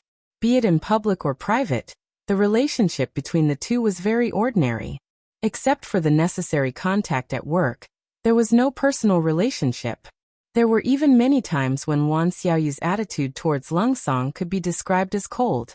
Lung Song did not expect that the 6th madam would plead for him under such a relationship. However, these words came from Yang Wu's mouth, and they were so true that no one could doubt them. When Yang Wu saw Lung Song's surprised gaze, he sighed again in his heart. The word benefit was indeed very powerful. Usually, Lung Song was calm and orderly when he did things, as if he had the demeanor of a great general. However, when it came to his official career, he was unable to remain calm. Yang Wu didn't want to explain anything. Commander Lung, think about it carefully. What do you have to complain about? Do you know who Hu Tu is? That's the person who's been with the young master the longest. Isn't it legitimate for him to become a commander before you? Zai Zai, did you not hear the order of the political department? Hu Tu is the commander of the new army, and Gao Xiong is the commander of the 1st Marine Army. Lung Song was puzzled at first, but it didn't take long before his expression began to change. They were both commanders, and since there was the 1st Sea Army, Then the ground army should also be the first land army. But why was it the first army of the ground army? This didn't seem to make sense. The surprise on his face became more and more intense. Yang Wu had already stood up. Commander Lung, you can choose for yourself where to go. By the way, you don't have to thank the 6th madam. As long as you work hard. That will be the greatest gratitude. Yes, this is what the 6th madam said herself. After saying this, Yang Wu did not wait for Lung Song to speak again. He had already stood up and left, leaving behind a graceful and elegant background. Lung Song did not send him off. Instead, he sat on the chair and pondered for a long time. No one knew what the result would be except for himself. However, early the next morning, Lung Song reported to the military headquarters in his military uniform. Everything was back on track again. If there was any change, it would be that he worked harder and was more self-disciplined than before. In Crimson City, Yang Chendong reported Lung Song's recent changes through a telegram. After reading it, he sent the telegram back to Beta Persei. It's not hopeless. Young master, you must not be angry for others. Beta Persei, who knew about this matter, took the initiative to lead the conversation in another direction after comforting him. Young master, who too is getting more and more depressed. The people below are very afraid of him. Yes, Tiger's mane has indeed changed a lot. However, this is not a bad thing. When a person's position is high, he understands that it's lonely at the top. Naturally, he can't be like before. Yang Chendong nodded. Ever since Tiger's mane was promoted to the commander of the new army, he had indeed changed a lot. In short, he smiled less, spoke less, and looked more depressed. Of course, it could also be said that he had become more mature. In less than half a year, he had been promoted from the leader of a regiment to the commander of an army. It could be said that he had been promoted on the front lines. During this time he had been proud, lost and won battles, until now he had slowly become more mature. It could be said that all of this was forced. The culprit was Yang Chendong himself. The incident between Yang Taizhu and Chen Shuquan was a wake-up call for him. If it was not for Yu Mion's accidental appearance, the problem would not have been exposed. He could not even imagine the extent of the destruction. Now that he looked back at the cause and effect of the incident, these two people were guilty, but what about the others in Crimson City? Including himself, did he not have any responsibility at all? At the same time that he gave others power, he did not teach them how to use this power well, nor did he have enough supervision measures. It was fine if there was no problem with this kind of power, but once there was a problem, it would be a big problem that might involve himself. After the previous experience, Yang Chendong would undoubtedly be more careful when using people. This time he did not promote Lung Song to the position of commander, but instead promoted Tiger's mane by 1 rank. Of course, through this matter, Yang Chendong was also telling the officials in Crimson City that there were some things that only he could decide. What should be given to you, will be given to you. If he didn't want to, no matter how hard you tried, or how many people you secretly gathered, it would be useless. At the very least, before Yang Xie was completely strong, this rule would not be changed. Yang Chendong thought in his heart. Speaking of Tiger's mane, he had followed him since he was young, and was the one who would not go against his will the least. This kind of person, with experience and ability, why couldn't he be promoted to commander first? It was just that with Yang Chendong's actions, the one who suffered was Tiger's mane. He felt an enormous pressure. Especially for him, who had just suffered a huge defeat, the pressure was even greater. At the same time that he carried the heavy responsibility, the pressure came with it. All the changes in Tiger's mane were within Yang Chendong's expectations. But at the same time, this kind of change was delightful, because it proved his growth, proved that Tiger's mane was moving from an intermediate officer to a senior officer. As long as he could get through this, it would be much smoother for him when he did things in the future. Let's go and take a look at the new army. Yang Chendong stood up. Since he had chosen to put the heavy responsibility on Tiger's mane, he naturally wouldn't just move his mouth. When it was time to put in effort, he would put in effort. The new army's barracks were still the same as the old barracks 10 miles outside the city. The only difference was that they had heavier responsibilities. Since it was called an army, there would naturally be divisions under it. The new army had 3 divisions, 3 regiments, and 1 battalion. The 3 divisions were the Independent Division, the Tatar Division, and the Recruit Division, led by Xian Honghai, Suhi, and Luzhua. Tiger's Mane was the commander, and Shibi was the deputy commander. The 3 regiments were the Heavy Cavalry Regiment Commander Zhui Feng, the Light Cavalry Regiment Commander Ma Xiangshan, the Direct Cavalry Regiment Commander Deng Yu, and the Reconnaissance Battalion Commander Ding Shan. Among them, the divisions had 15 battalions plus 1 direct cavalry regiment, totaling 6,100 people. The regiments had 5 battalions, totaling 2,000 people. The reconnaissance battalion had 5 companies, totaling 500 people. The 3 divisions, 3 regiments, and 1 battalion had a total of 24,800 people. On the surface, other than wind-chasing wolf, everyone had been promoted, especially Shibi, who had soared to the sky in one step. He had been promoted from the regimental commander to the deputy commander. That was a big step. But in fact, Wind-Chasing Wolf was leading a heavy cavalry regiment. Although there were only 2,000 people, which was not as good as before, they were the elites of the elites. They were equipped with the most advanced armor, and had several times more combat power than their actual number. To put it this way, if they didn't use firearms and only charged at the other party on the grassland, even a division wouldn't be able to do anything to them. On the contrary, there was a high chance that they would be defeated. It was precisely because he had the strongest warhorse, the best armor, and the most elite warriors that Wind-Chasing Wolf was still very happy even though he didn't get promoted this time. This was the cavalry team he had asked for before. It could be said that he had asked for benevolence and got benevolence. The establishment of the new army had basically digested all the fruits of victory from the previous battle in Wanda City. Now, other than the new army, only the logistics regiment led by Beta Persei and the Fierce Tiger Regiment led by Xiaofeng were left in the first city.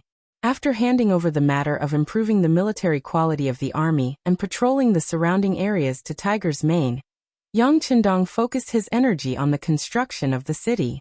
There was no doubt that the first city would bear a very important position in the future, and would even become an important symbol of the mercenary army. The planning and construction of the city were the most important problems. There were many things that even Yu Mian himself couldn't do. It was only the 6th young master who did it personally. Just as Yang Qindong's attention shifted from the war to the construction of the first city, the Ming army in Tulu City, which was 800 miles away, finally began to move. Chapter 841. Spring had arrived. The ice and snow had melted, revealing the green grassland. The grassland was full of life. At the same time, it also represented the beginning of the war. Without the shackles of snow, the grazing season was about to arrive. Resources became the most important thing in everyone's eyes. How to have a better performance and change in the new year became a problem that everyone had to consider. As the commander of the Wangquan Metropolitan Department, Shi Wanshan's days in the Xian Mansion had been very comfortable recently. Unlike Sun Hong, who faced the wall as leader, Yes Hen, and had a lot of pressure, the Xian Mansion, which bordered the mercenary forces, had good politics and people. The hearts of the soldiers and the people were very stable. Not only that, but the memorial sent to the capital during the new year also indicated that the imperial court had allocated 500,000 taels of silver, allowing them to build 50,000 new soldiers. With money, it was easy to do things. Shi Wanshan's ambition grew. He only had 20,000 soldiers now. If he could have 50,000 more, his strength would increase by more than 1 level. Since the imperial court had agreed, he immediately took action. First, he recruited soldiers in the Xian Mansion. Soon, 30,000 new soldiers were in place. However, he was still not satisfied. In his opinion, the best source of soldiers was the Mongols. Not only were their bodies stronger than the Han people, their equestrian skills were better, and the most important advantage was that there was no need to worry about using these people. Even if they died on the battlefield, the compensation given would be very low. Most people could even not give it at all. He had sent people to inquire, and found that many Mongol soldiers had been recruited in the beginning city. Among them, there were Walla soldiers, Tatar soldiers, Mongol soldiers, and Nuzan soldiers. Moreover, the scouts he sent out to inquire reported that the number of soldiers in the beginning city was unimaginable. Countless people cried and shouted that they wanted to join the mercenary army, but they had no way to do so. This news greatly boosted Sherwanshan's spirit. He saw an example and decided to follow suit and use the same method of recruitment. The master of the beginning city was just a loyal duke appointed by Biming. Then, if he recruited soldiers in the name of Biming, wouldn't he be more popular? Thus, at the beginning of spring, there was an additional recruitment office under the city of Tulu, responsible for welcoming the warriors and men of the grasslands. The idea was beautiful, but the reality was often cruel. The recruitment office had been set up for nearly a month, but the number of Mongolians who had actually signed up for the army was few and far between. All in all, there were no more than 50 people, and most of them were weak men. It was impossible for Sherwanshan to see the recruitment office filled to the brim with people fighting to enlist. Sherwanshan was a smart person. He quickly found the reason. Only then did he realize that the reason why the beginning city could easily recruit soldiers was because of the reputation of the war god of loyalty. The mercenaries had relied on their fists to forcefully conquer a piece of the world and become known to the world. After figuring this out, he naturally wouldn't be convinced. He quickly got his two deputies, Ancient River and Ning Wenfeng, to discuss the matter of sending troops to Mount Saihan. As a part of the Tatars, Mount Saihan was placed here by the great Khan Tuachuo Buhua to block the path of the great Ming dynasty. However, this huge rock gradually lost its effect after the sudden appearance of the beginning city and the capture of Tulu city. Sherwanshan didn't know why the Duke of Loyalty didn't take action to remove this nail. However, even if the Duke of Loyalty didn't do it, it didn't mean that he would. Especially now that Tulu city had fallen into the hands of Biming, the threat of this place was already close at hand. By sending troops to Mount Saihan, they could make a name for themselves and let the warriors of the grasslands know that there was not only the beginning city, but also Biming's army. In addition, by occupying this place, it was equivalent to having one more front station for Biming to send troops to intervene in the grasslands in the future. Do we need to report this matter to the beginning city? Ning Wenfeng, who was the commander and was also Sherwanshan's think tank military advisor, asked. No need. With our strength, we can take down Mount Saihan by ourselves. Sherwanshan shook his head. In his opinion, perhaps this action wouldn't make the Duke of Loyalty happy. Once he was notified, what if he didn't agree? What should he do then? Seeing that Sherwanshan had made up his mind, the commander, Ancient River, who was sitting at the side, stood up and said, All right, since that's the case, I'll lead the troops to fight. 3 days later, 15,000 Biming soldiers set off from Tulu city toward Mount Saihan, which was 400 miles away. Among them, 5,000 were new recruits.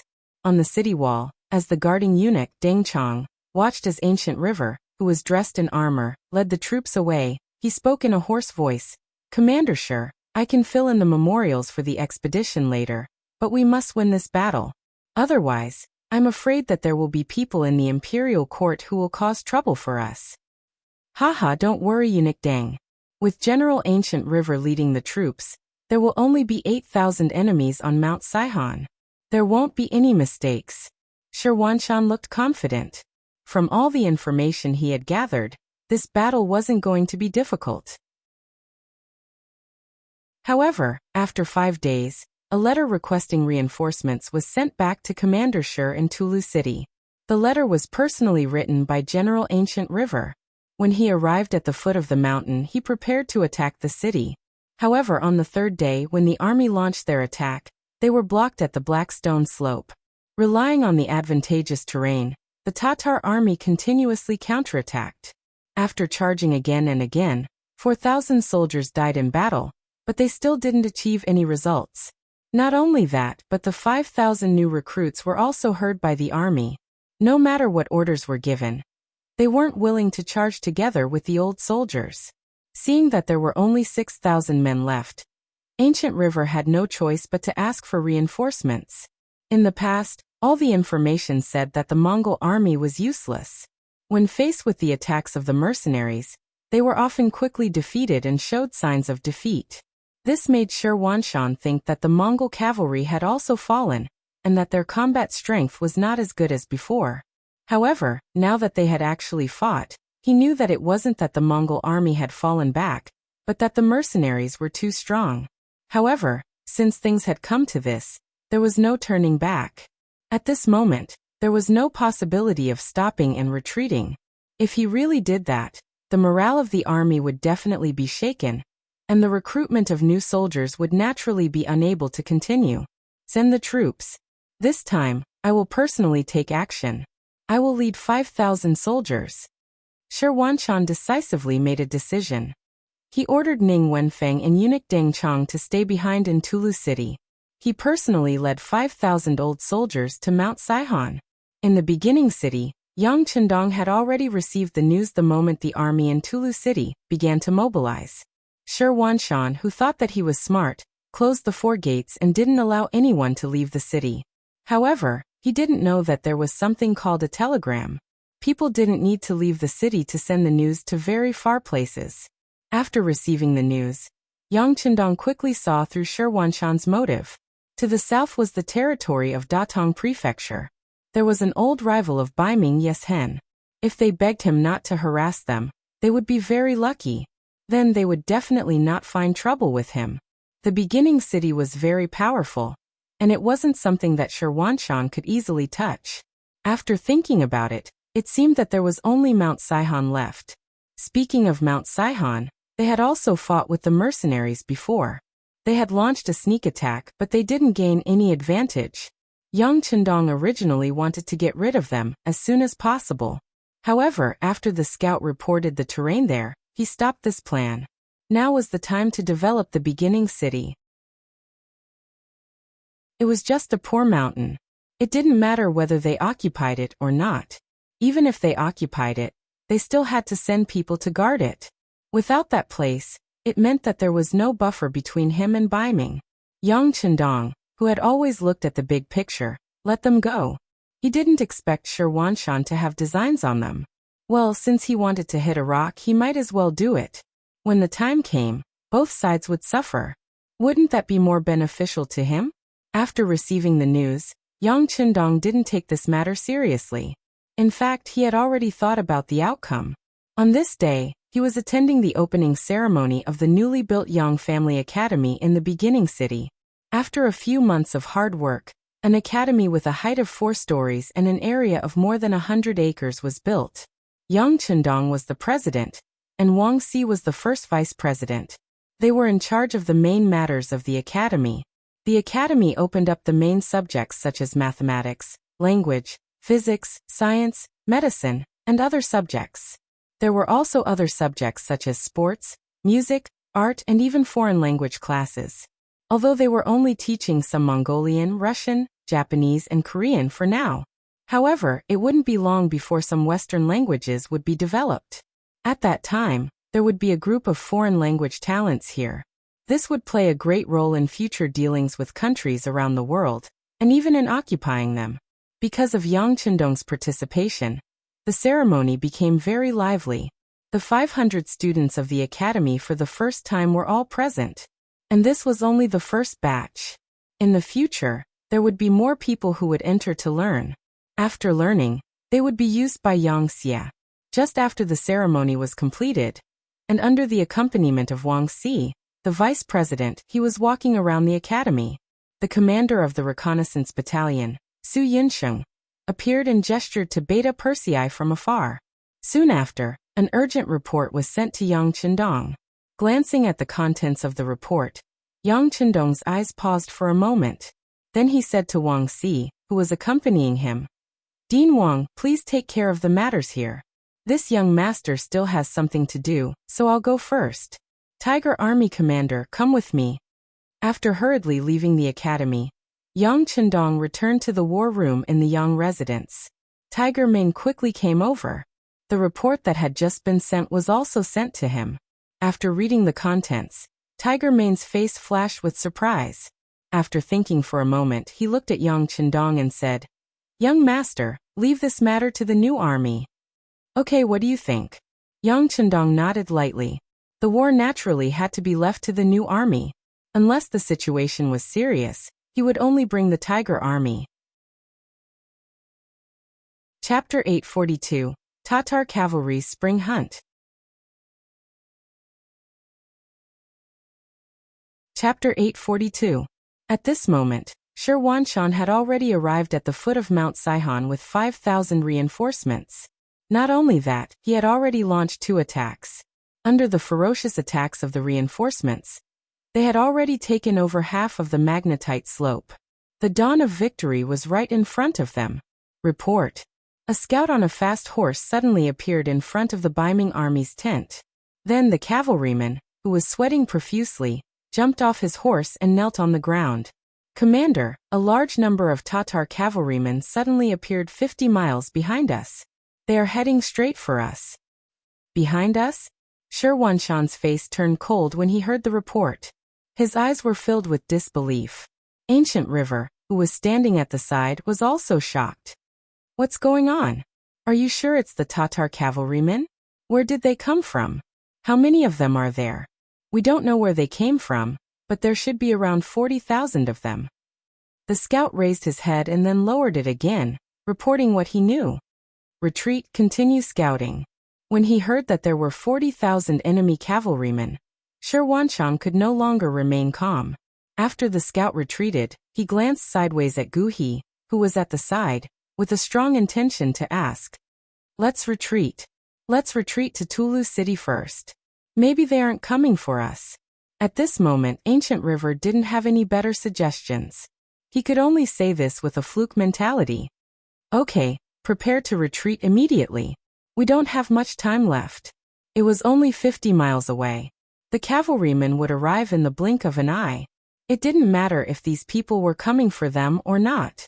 For safety's sake, it was better to avoid conflict.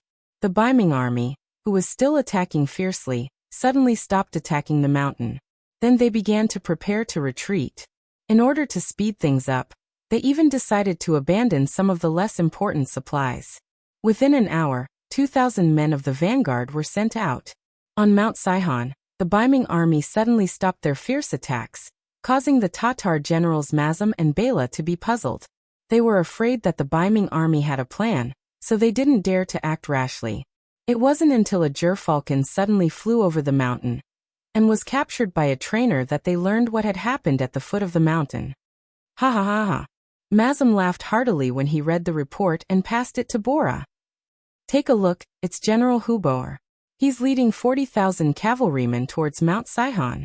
I'm sure the Biming army is rushing back to Tulu after hearing the news. After reading the report, Baile's face was also filled with excitement. General, this means that our chance has come. Does the Biming army want to escape? Humph. After fighting us for so long, how can they just leave like that? Why don't we keep them busy and buy time for General Hubo to arrive? Then we can pincer them and wipe them out. All right. However, we still have to be careful of the mercenaries in the origin city. How about this? We'll leave 2,000 men behind and take 4,000 down the mountain. Mazum suggested. Bora nodded in agreement and led the 4,000 cavalrymen down the mountain, leaving 2,000 soldiers behind. After fighting with the Biming army for several days, they had lost 2,000 men. The remaining 2,000 were their final strength. Sherwanshan didn't know that he had been targeted. He also didn't know that the Tatar army's original target was them. The 40,000 cavalrymen led by Hubo were one of the great Khan Tuachuo Buhua's subordinates. They took advantage of the warmth of spring and the blooming of flowers to appear in the grasslands. They also had a unique name, the Spring Hunt. When spring arrived, the cavalrymen would go out to show off their strength and show off their strength. They would also show off their strength and show off what territory belonged to them. These places were sacred and could not be invaded. Otherwise, they would have to be prepared to be attacked by the cavalrymen. Unfortunately, the territory that Hubo had chosen to patrol this year was near Sihon Mountain. The appearance of the origin city and the change of Talu City had made the Tatar army feel threatened.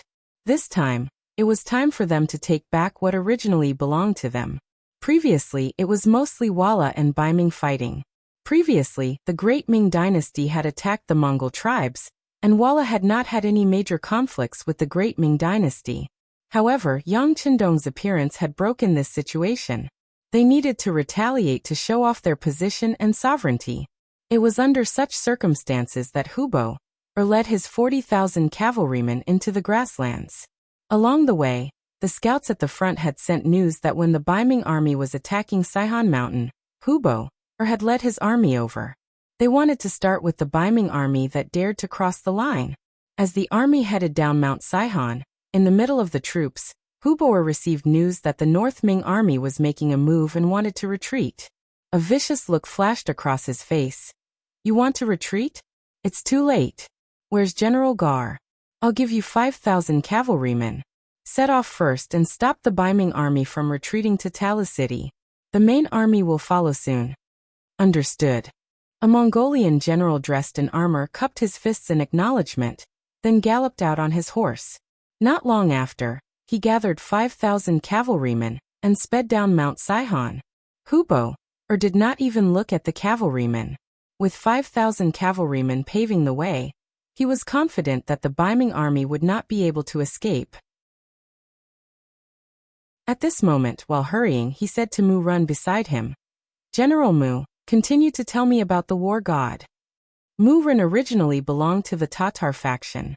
Previously, when the Mongol tribe wanted to surround the city, he saw that the situation was not good and immediately escaped.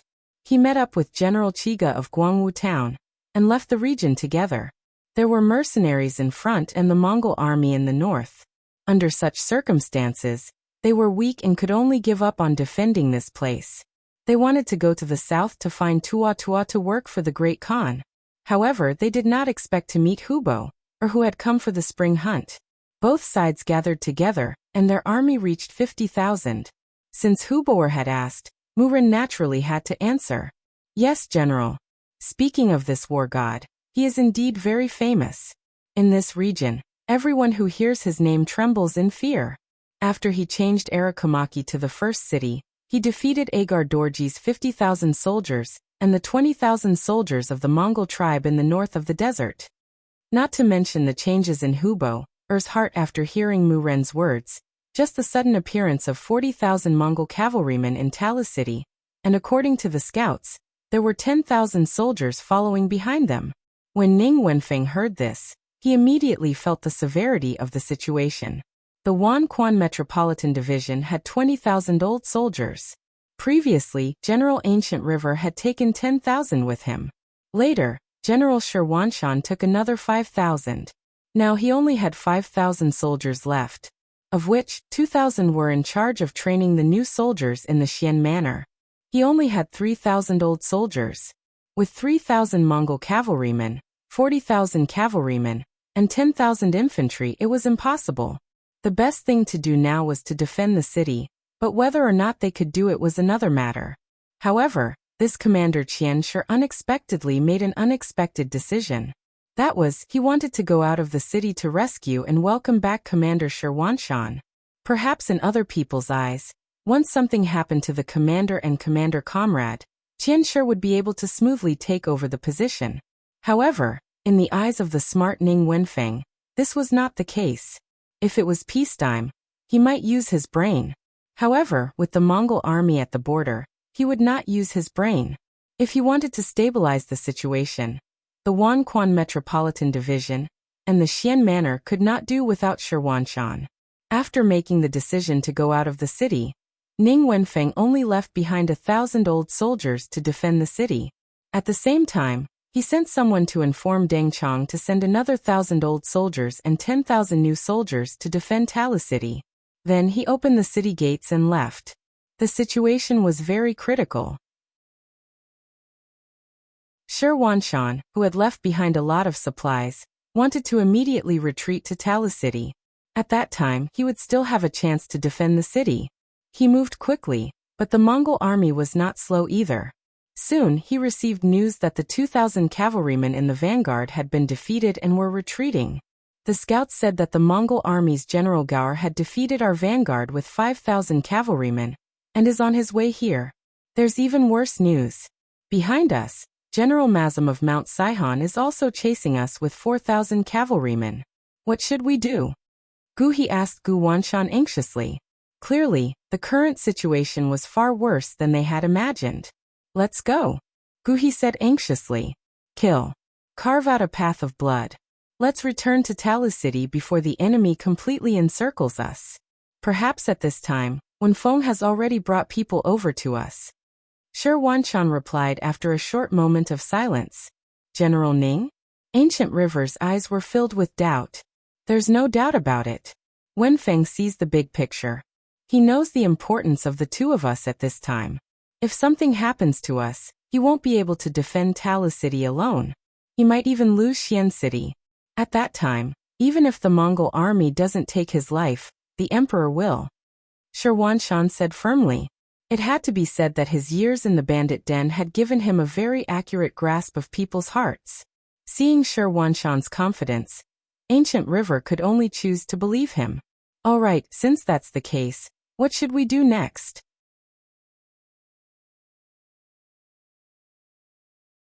Chapter 843. Order the army to charge forward. Then you and I will each lead 200 cavalrymen to Tulu City. Let's hope these soldiers can stall for more time. Shi Wanshan's eyes were filled with determination. For his own safety, he had made the decision to sacrifice his main army. This was equivalent to abandoning the safety of the majority of the people.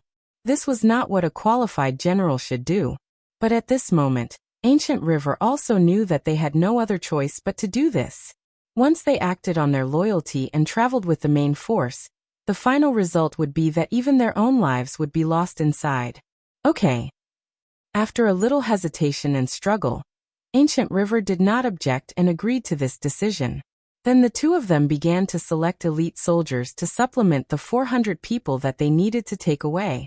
Just as the sky was about to turn dark, Shi Wanshan and He each led 200 elites and set off their troops under the cover of the darkness. Not only did no one in the Baiming army notice them, even the Tatar cavalry scouts who were in charge of monitoring them did not notice them. It was also night time. The mighty new mercenary army left the first city and headed straight for Tulu City. Tulu City was the main supply point of the mercenary army. Once it was lost, there was only one way left. For the first city that needed a lot of materials, this was obviously not enough. Even if it was for themselves, the mercenary army had to do something to ensure that Tulu City would not change hands. The sky gradually darkened. Fortunately, there was still some moonlight. Once they got used to the darkness, they could see the road ahead even if they did not use a torch. It was just that their vision was blocked and they could not see too far.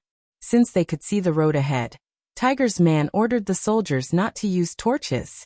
At the same time, he also gave the reconnaissance battalion commander Dingshan a death order to increase the scope of the reconnaissance.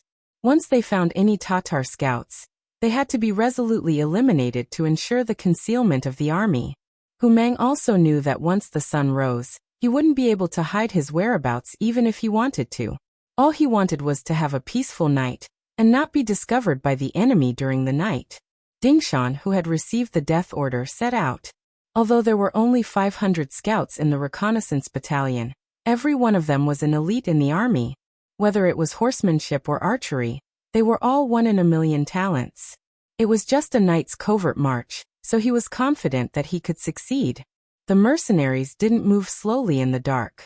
After all, they had already familiarized themselves with the environment and terrain of this area. Usually there were related exercises, and one of them was to explore this area at night. Now it was just turning the exercise into a real battle, and it was not difficult. Vice Commander, at this speed, we will be able to cover half the distance by tomorrow morning. At that time, we will be able to form a triangle with the Northern Ming army to contain the sudden appearance of the Tatar army. As Hu Mang rode forward, he did not forget to look at Shi Bi and ask this question. It could be said to be a miracle in the mercenary army. He was just a surrendered general who had not made any contributions to the army. Yet he had suddenly become a regiment commander. At that time, who knew how many people were envious, jealous, and dissatisfied?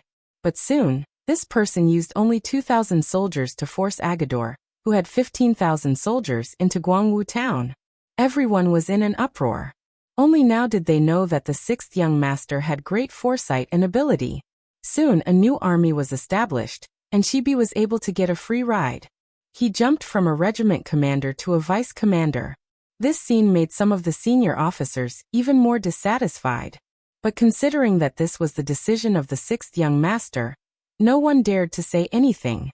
Compared to the dissatisfaction of the others, Tiger's man did not show any emotion. He even thought that it was a good thing that Shibi could be his vice commander. It was because he knew that Shibi was very intelligent, and even the sixth young master praised some of his ideas. So whenever something happened in the army, he would always listen to Shibi's opinion. Yes, Commander. Our sudden appearance will definitely give the Tatar army a surprise. At that time, they will not be able to attack Tulu City. But at the same time, the pressure on us will not be small. We need to be mentally prepared. Shibi had been analyzing the situation on the battlefield the entire time. Although he was once a member of the Tatar army, he was now entrusted with an important task by Yang Qindong. All he thought about was how to repay this kindness. The so-called Tatar army, in his eyes, did not have any friendship. They were only enemies and opponents. Yes, we need to be mentally prepared. But fortunately, we still have 6 battalions of musketeers. As long as we do not take the initiative to attack, whoever wants to attack us will not be able to gain any advantage. Tiger's man nodded. Of course, he knew how much pressure it would be to defend Invincible City against 50,000 enemies by himself. However, he was not afraid. The new army was trained by him. Since the establishment of the army until now, they had undergone more than a month of hard training. Their combat strength had already reached the standard that he had expected.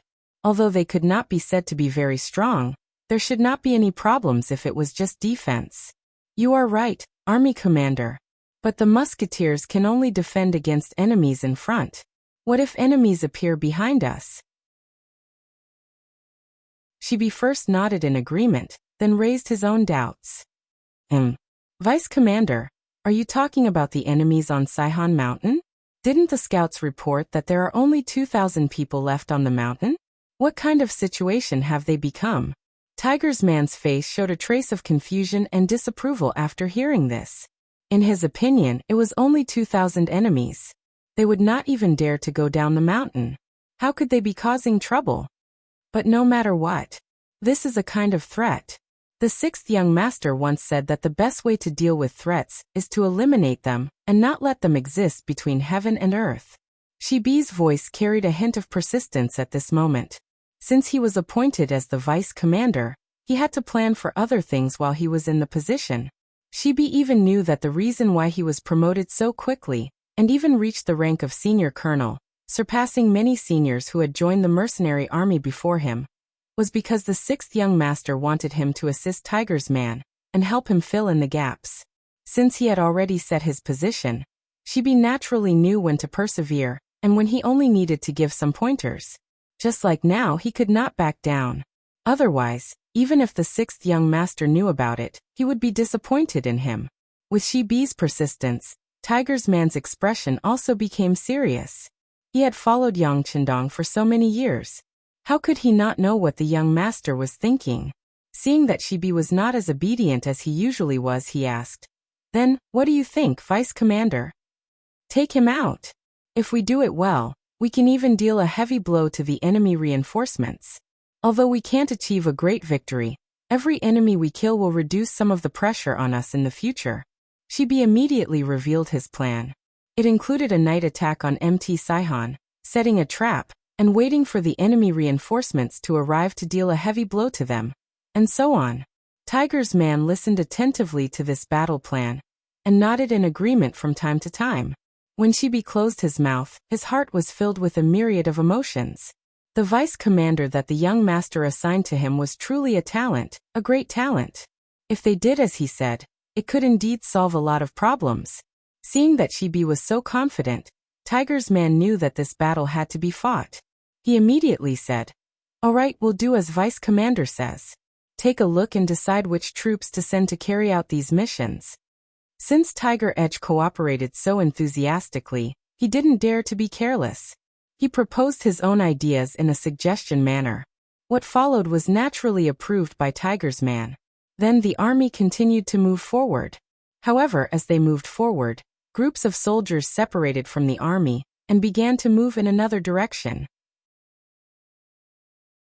The sky was getting darker and darker. It would be midnight in 2 hours. Gaul's 5,000 cavalrymen and Mazem's 4,000 cavalrymen launched a night attack on the Biming army's main force in a pincer attack. The iron hooves of the warhorses trampled on the ground.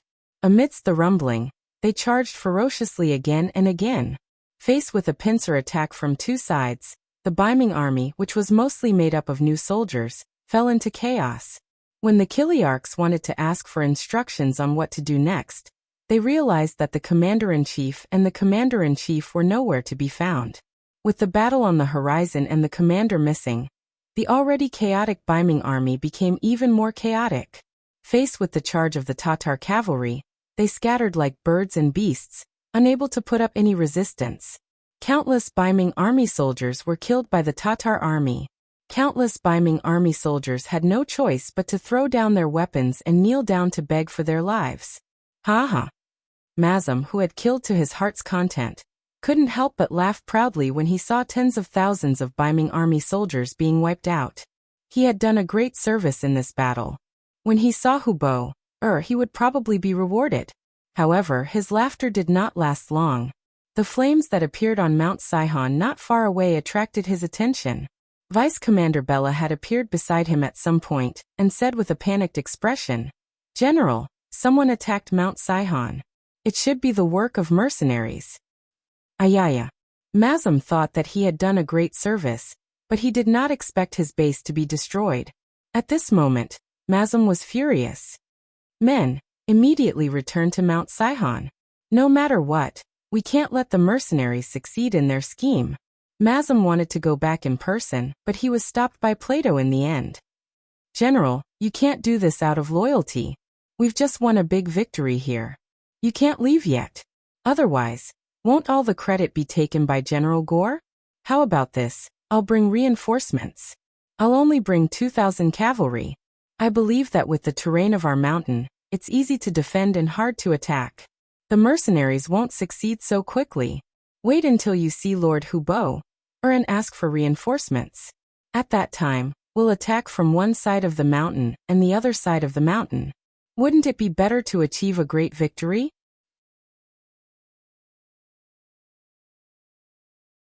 Chapter 844. By La's words made Mazem calm down. He thought that if he left now, then the great merit of destroying the Biming army would have nothing to do with him. More importantly, even if he went back now, he would only be able to bring back 4,000 cavalrymen. Against the powerful mercenaries, they would not be of much use. It was better to stay here and ask for reinforcements after meeting with Lord Hubo. This was the only way to solve the problem. "All right, General, by law, I'll leave everything to you. However, you must be careful." Mazem listened to this suggestion. However, he did not know that this parting would be the final parting between him and Baila. "Please rest assured, General. Once I return to the mountain, I will defend it to the death and wait for General to bring reinforcements." There was no time to lose. After Baila finished speaking, he ordered 2,000 cavalrymen to quickly return. Sihon Mountain was easy to defend and hard to attack because of its geographical location. This had also made Mazem and Baila extremely confident.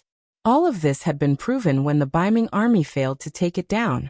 However, the mercenaries were not the Biming army. Attacking a mountain like this was a common part of their training.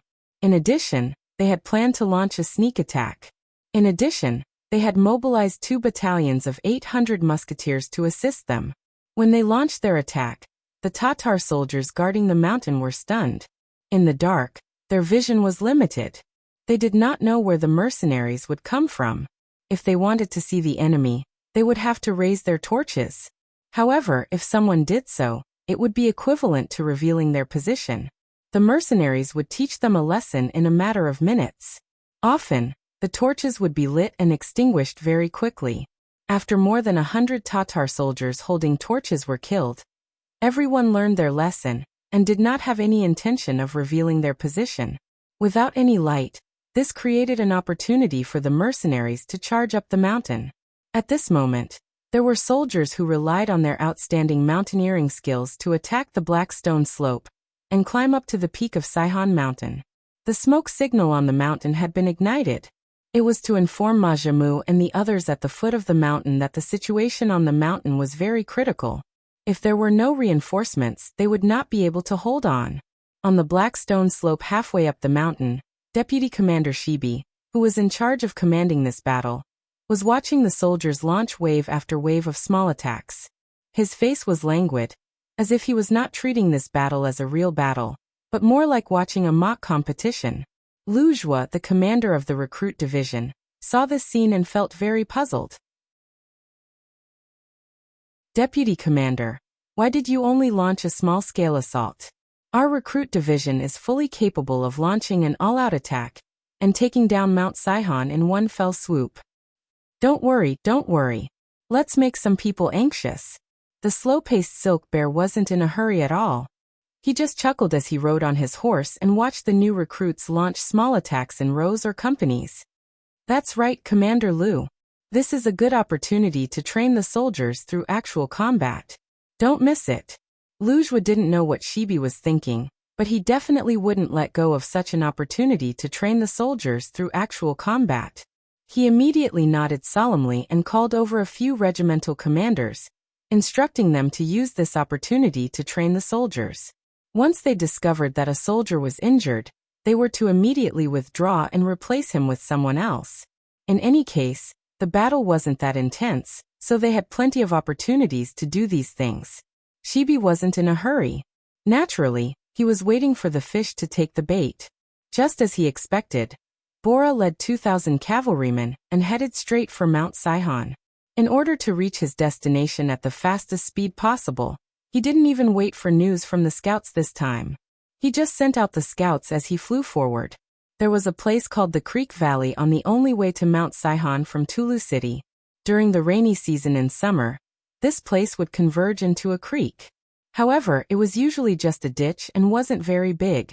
It was only about 1 meter deep and 3 meters wide. At this moment, there were 4 firearm battalions of the new independent division lying in ambush here. 1,600 gunmen lay prone in the creek valley, aiming their guns. Not far away, the sound of horses galloping on the ground grew closer and closer. 2 cavalry scouts quickly approached. When they were about 30 meters away, they each made a hand gesture and then disappeared to the sides.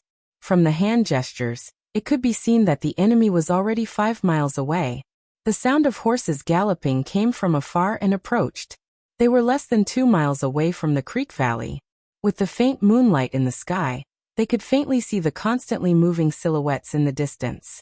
All the firearm soldiers couldn't help but slow down their breathing and relax their bodies. Bang! A flare that was as bright as day suddenly flickered in the air, instantly illuminating the land as if it was daytime. The 2,000 Tatar reinforcements also entered everyone's sight at this moment.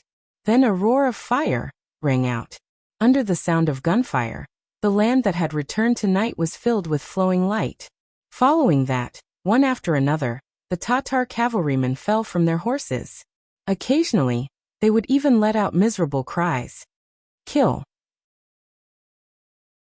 Right after the sound of gunfire rang out, countless cavalrymen suddenly appeared on both sides of the creek valley. The torches in their hands were lit one after another as they charged towards the location of the 2,000 Tatar reinforcements. After 2 rounds of shooting, the Tatar reinforcements threw down at least 500 corpses. When the gunfire finally stopped, the surrounding torches illuminated their faces. Then, waves of arrows pierced through the air and landed within the army, causing several hundred people to fall from their horses.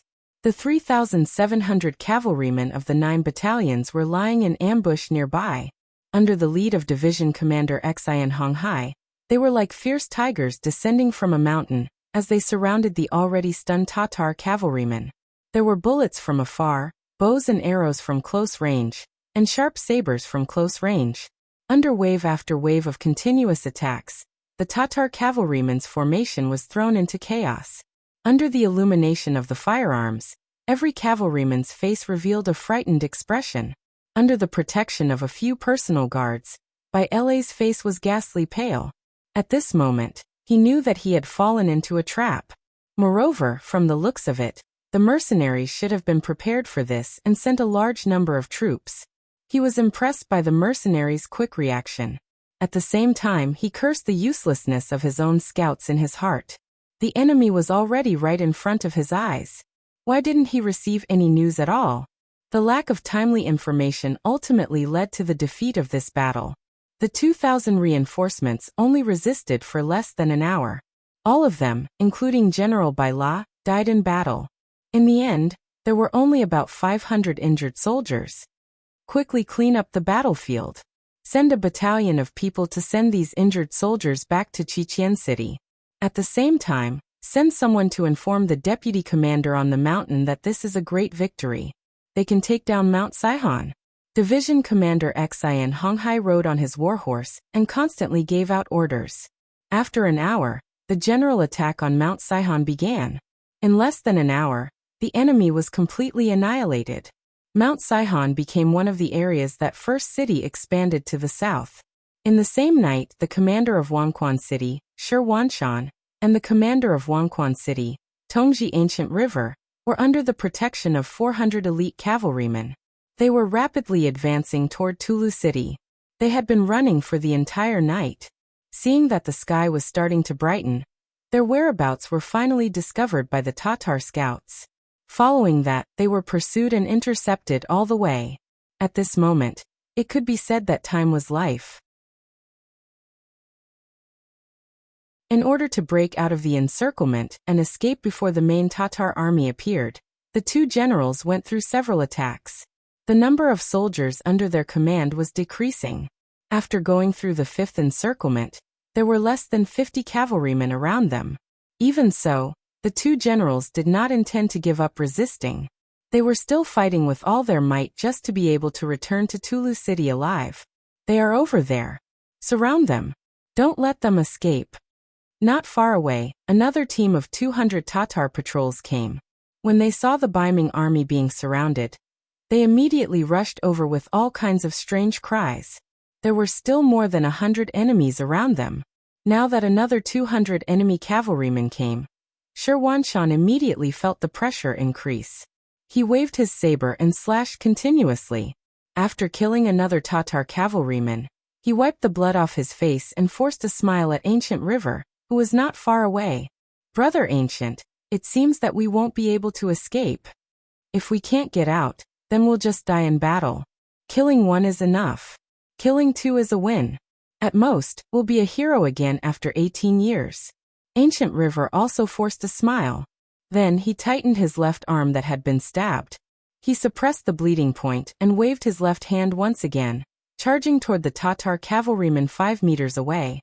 At this moment, it was impossible to distinguish between generals and warriors. The heavens were very fair. They only gave each person 1 life. At this moment, if they didn't kill the enemy, they would be killed by the enemy. All schemes and strategies were useless. The saber and the curved horse kept colliding in the air, causing bursts of sparks. After a quarter of an hour, the Baiming cavalry had lost another 40 cavalrymen. Now there were only 10 people left standing, including the 2 generals. Fortunately, after a lot of hard work, they finally managed to bleed out. Without further ado, the 2 generals brought several wounded soldiers out of the encirclement and headed toward Tulu City. At this moment, as long as there was a chance, they would fight for it. Even if they died, they didn't want to die on the grasslands. Chase. The remaining 200 Tatar cavalrymen saw that the fat meat in their hands was about to fly away. How could they let it go? They all galloped wildly and chased after Shi Wanshan and the others. When the distance between them was less than 100 meters, a volley of arrows would be fired. Often 1 or 2 Baiming cavalrymen would fall off their horses and die.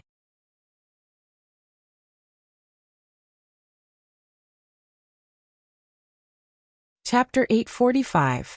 In the blink of an eye, Baiming's cavalrymen, including the 2 generals, were left with only 4 people. At this moment, their war horses also showed signs of exhaustion after a night of running. They were no longer as fast as before and became slower and slower. As a result, the relationship between the two sides became closer and closer. The Tatar cavalrymen were not in a hurry to shoot arrows. With such a good opportunity, they wanted to capture the enemy alive and make a great contribution. The distance between them grew closer and closer. From 100 meters to 80 meters, 50 meters, 30 meters, 20 meters, when they could even see the enemy's back clearly, a large group of cavalrymen suddenly appeared in front of them. Looking from afar, smoke and dust billowed. Seeing that the pursuers were about to arrive and the road ahead was blocked, Sherwanshan's face revealed a pained expression. Is this my death? Who would have thought that he would lose his life just because he wanted to expand his strength and take down Mount Sihon? Sherwanshan unconsciously raised the saber in his hand. At this moment he thought of cutting his own throat. Perhaps this would be a better way to die. Otherwise, if he fell into the hands of the Tatar army, he didn't know what kind of torture he would suffer. Commander, please wait. It seems to be our own army. Ancient River's eyes were sharp. He saw that the approaching cavalrymen were carrying Baiming's flag and wearing the same battle armor as them. He immediately shouted excitedly. This shout pulled Sherwanshan back from the brink of death. When he raised his head to look at the source of the shout, there was a glimmer of hope in his eyes. That's right, it's our cavalrymen. Wenfeng must have come to save us. Quick! Charge over, we'll be safe once we charge over. Sometimes, a person's potential was limitless. After seeing hope, the speed of the warhorses seemed to have increased unknowingly. The distance between the two sides was also getting closer and closer. The pursuing Tatar cavalrymen also noticed this. Immediately, they took out the longbows that were originally on their backs and shot a volley of arrows. Guhi's luck was very bad as he was shot once again. His entire body spat out a mouthful of blood as he lay prone on the back of his horse. Fortunately, Baiming's reinforcements arrived at this moment. Ning Wenfeng, who was leading 2,000 cavalry, commanded the cavalry to return arrows to the pursuing Tatar cavalry. At the same time, he ordered people to rescue the injured General Ancient River. Then he looked at Sherwanshan, who was in a rather sorry state, and asked, Commander, are you all right? I'm fine. I'm not hurt. Let's return to the city as soon as possible. Sherwanshan let out a soft sigh. He didn't have any energy left in him as he lay down on the horse's back. Men, change the commander's horse and return to the city. Ning Wenfeng knew very well that this was not the time to reminisce about the past. Ning Wenfeng's arrival saved the lives of the two generals. On the way back to Tulu City, they encountered several more interceptions. Every time, he would take the initiative to send his men to meet the enemy. After losing about 500 cavalrymen several times, he finally made it to Tulu City safely. More than 2 hours after Ning Wenfeng and the others returned to the city, the main force of the Tatar cavalry had already been defeated at the foot of the city. They began to set up camp and assumed a posture of attacking the city at any time. At this moment, there were only 2,500 soldiers in Tulu City. It would be very difficult to rely on these men to defend the city. Just as Ning Wenfeng was considering whether or not to abandon the city, a scout reported that a large number of mercenaries had suddenly appeared at the northwest side of the city. They had set up camp at the side of the Tatar army, looking as if they would rush up and take a bite out of the city at any time. There's such a thing? Thinking that the mercenaries had arrived quite quickly, Ning Wenfeng immediately climbed up the city gate tower. Sure enough, he saw the 5-starred flag of the mercenaries 5 kilometers away from the city. While sighing at the mercenaries' quick reaction, he also let out a sigh of relief. Now it seemed that defending the city wasn't necessarily impossible. The Tatar army that had originally been prepared to attack the city had no choice but to rearrange their troops out of fear of the mercenaries. This gave Tulu City a chance to catch its breath. After noon, the Xian Mansion's reinforcements arrived after receiving the news. Eunuch Deng Chong led 1,000 old soldiers and 10,000 new recruits. At this moment, there were only 1,000 old soldiers left in the Xian Mansion, which was the minimum number they could send. But no matter what, with their arrival, Ning Wenfeng had gained some confidence. He was even more confident in defending Tulu City. In the Tatar army's tent, Hubo listened to the report of last night's battle with a terrifyingly gloomy expression. To be specific, they hadn't suffered any losses. It was true that they had lost Mount Sihon and had lost 4,000 cavalrymen, but they had also wiped out 10,000 of the Baiming army's main force. In other words, they had come out on top. However, Huboer's sudden appearance should have been able to catch the Baiming army and the mercenaries off guard. Now it seemed that while it had some effect, it wasn't enough. In the end, it was all because the mercenaries had interfered. This made Hubo even angrier at the mercenaries than at the Baiming army. Mazam, Gore, I'll give you 3,000 cavalrymen to attack the mercenaries. I want to see how strong they are. General Chiga, I'll give you 5,000 infantrymen. Prepare to take down Tulu City. I want to massacre the city and bury the 4,000 soldiers from last night. Hubo furiously gave out 2 orders. Once the order was given, Mazam and the other 2 who were named were about to leave the tent. However, General Murun, who hadn't been named, suddenly stood up. General, you can't do this. With the mercenaries' strength, 6,000 cavalrymen won't be able to break through. If we send them out, we'll suffer even greater losses. Murun had told Hubo about the mercenaries' strength on the way here. He had thought that both sides would listen to his advice and be more careful when facing the mercenaries in the future. However, it seemed that they hadn't taken his advice seriously. Do not shake the soldiers' morale. Generals, why aren't you going to do as I say? Hubo was clearly furious. He glared at Murun, as if saying that he would kill him if he dared to shake the soldiers' morale. In the end, Murun didn't dare to say anything and stepped back. Since the general had given his orders and was angry, the others naturally didn't dare to disobey. 6,000 cavalrymen and 5,000 infantrymen left the camp and charged towards the north and west. CB had already arrived outside Tulu City from Sihon Mountain and was warmly welcomed by Tiger's Mane. Haha, Deputy Commander, you've worked hard. The travel-worn CB hurriedly took a few steps forward and arrived in front of Humang. He respectfully saluted. Commander, you're the one who's working hard. I'm just following your orders. Speaking of which, if they won the battle, most of the credit should go to the commander. CB's attitude was very good. Since he knew that he couldn't win, he might as well take a step back and keep a low profile. Whether it was Tiger's Mane or the 6th young master, they all knew what he was doing. As expected, Tiger's Mane chuckled when he heard CB's words. In truth, with his position, he didn't care about military merits. The 6th young master trusted him more than anything else. However, CB's actions were also to show his authority, so he naturally wouldn't refuse. In return, he enthusiastically pulled CB's hand and led him to the central tent. The other captains of the other teams followed closely behind him. Previously, it was the battle at Guangwu Town. Now it was the battle at Sihon Mountain. They no longer felt jealous of this newly promoted deputy commander.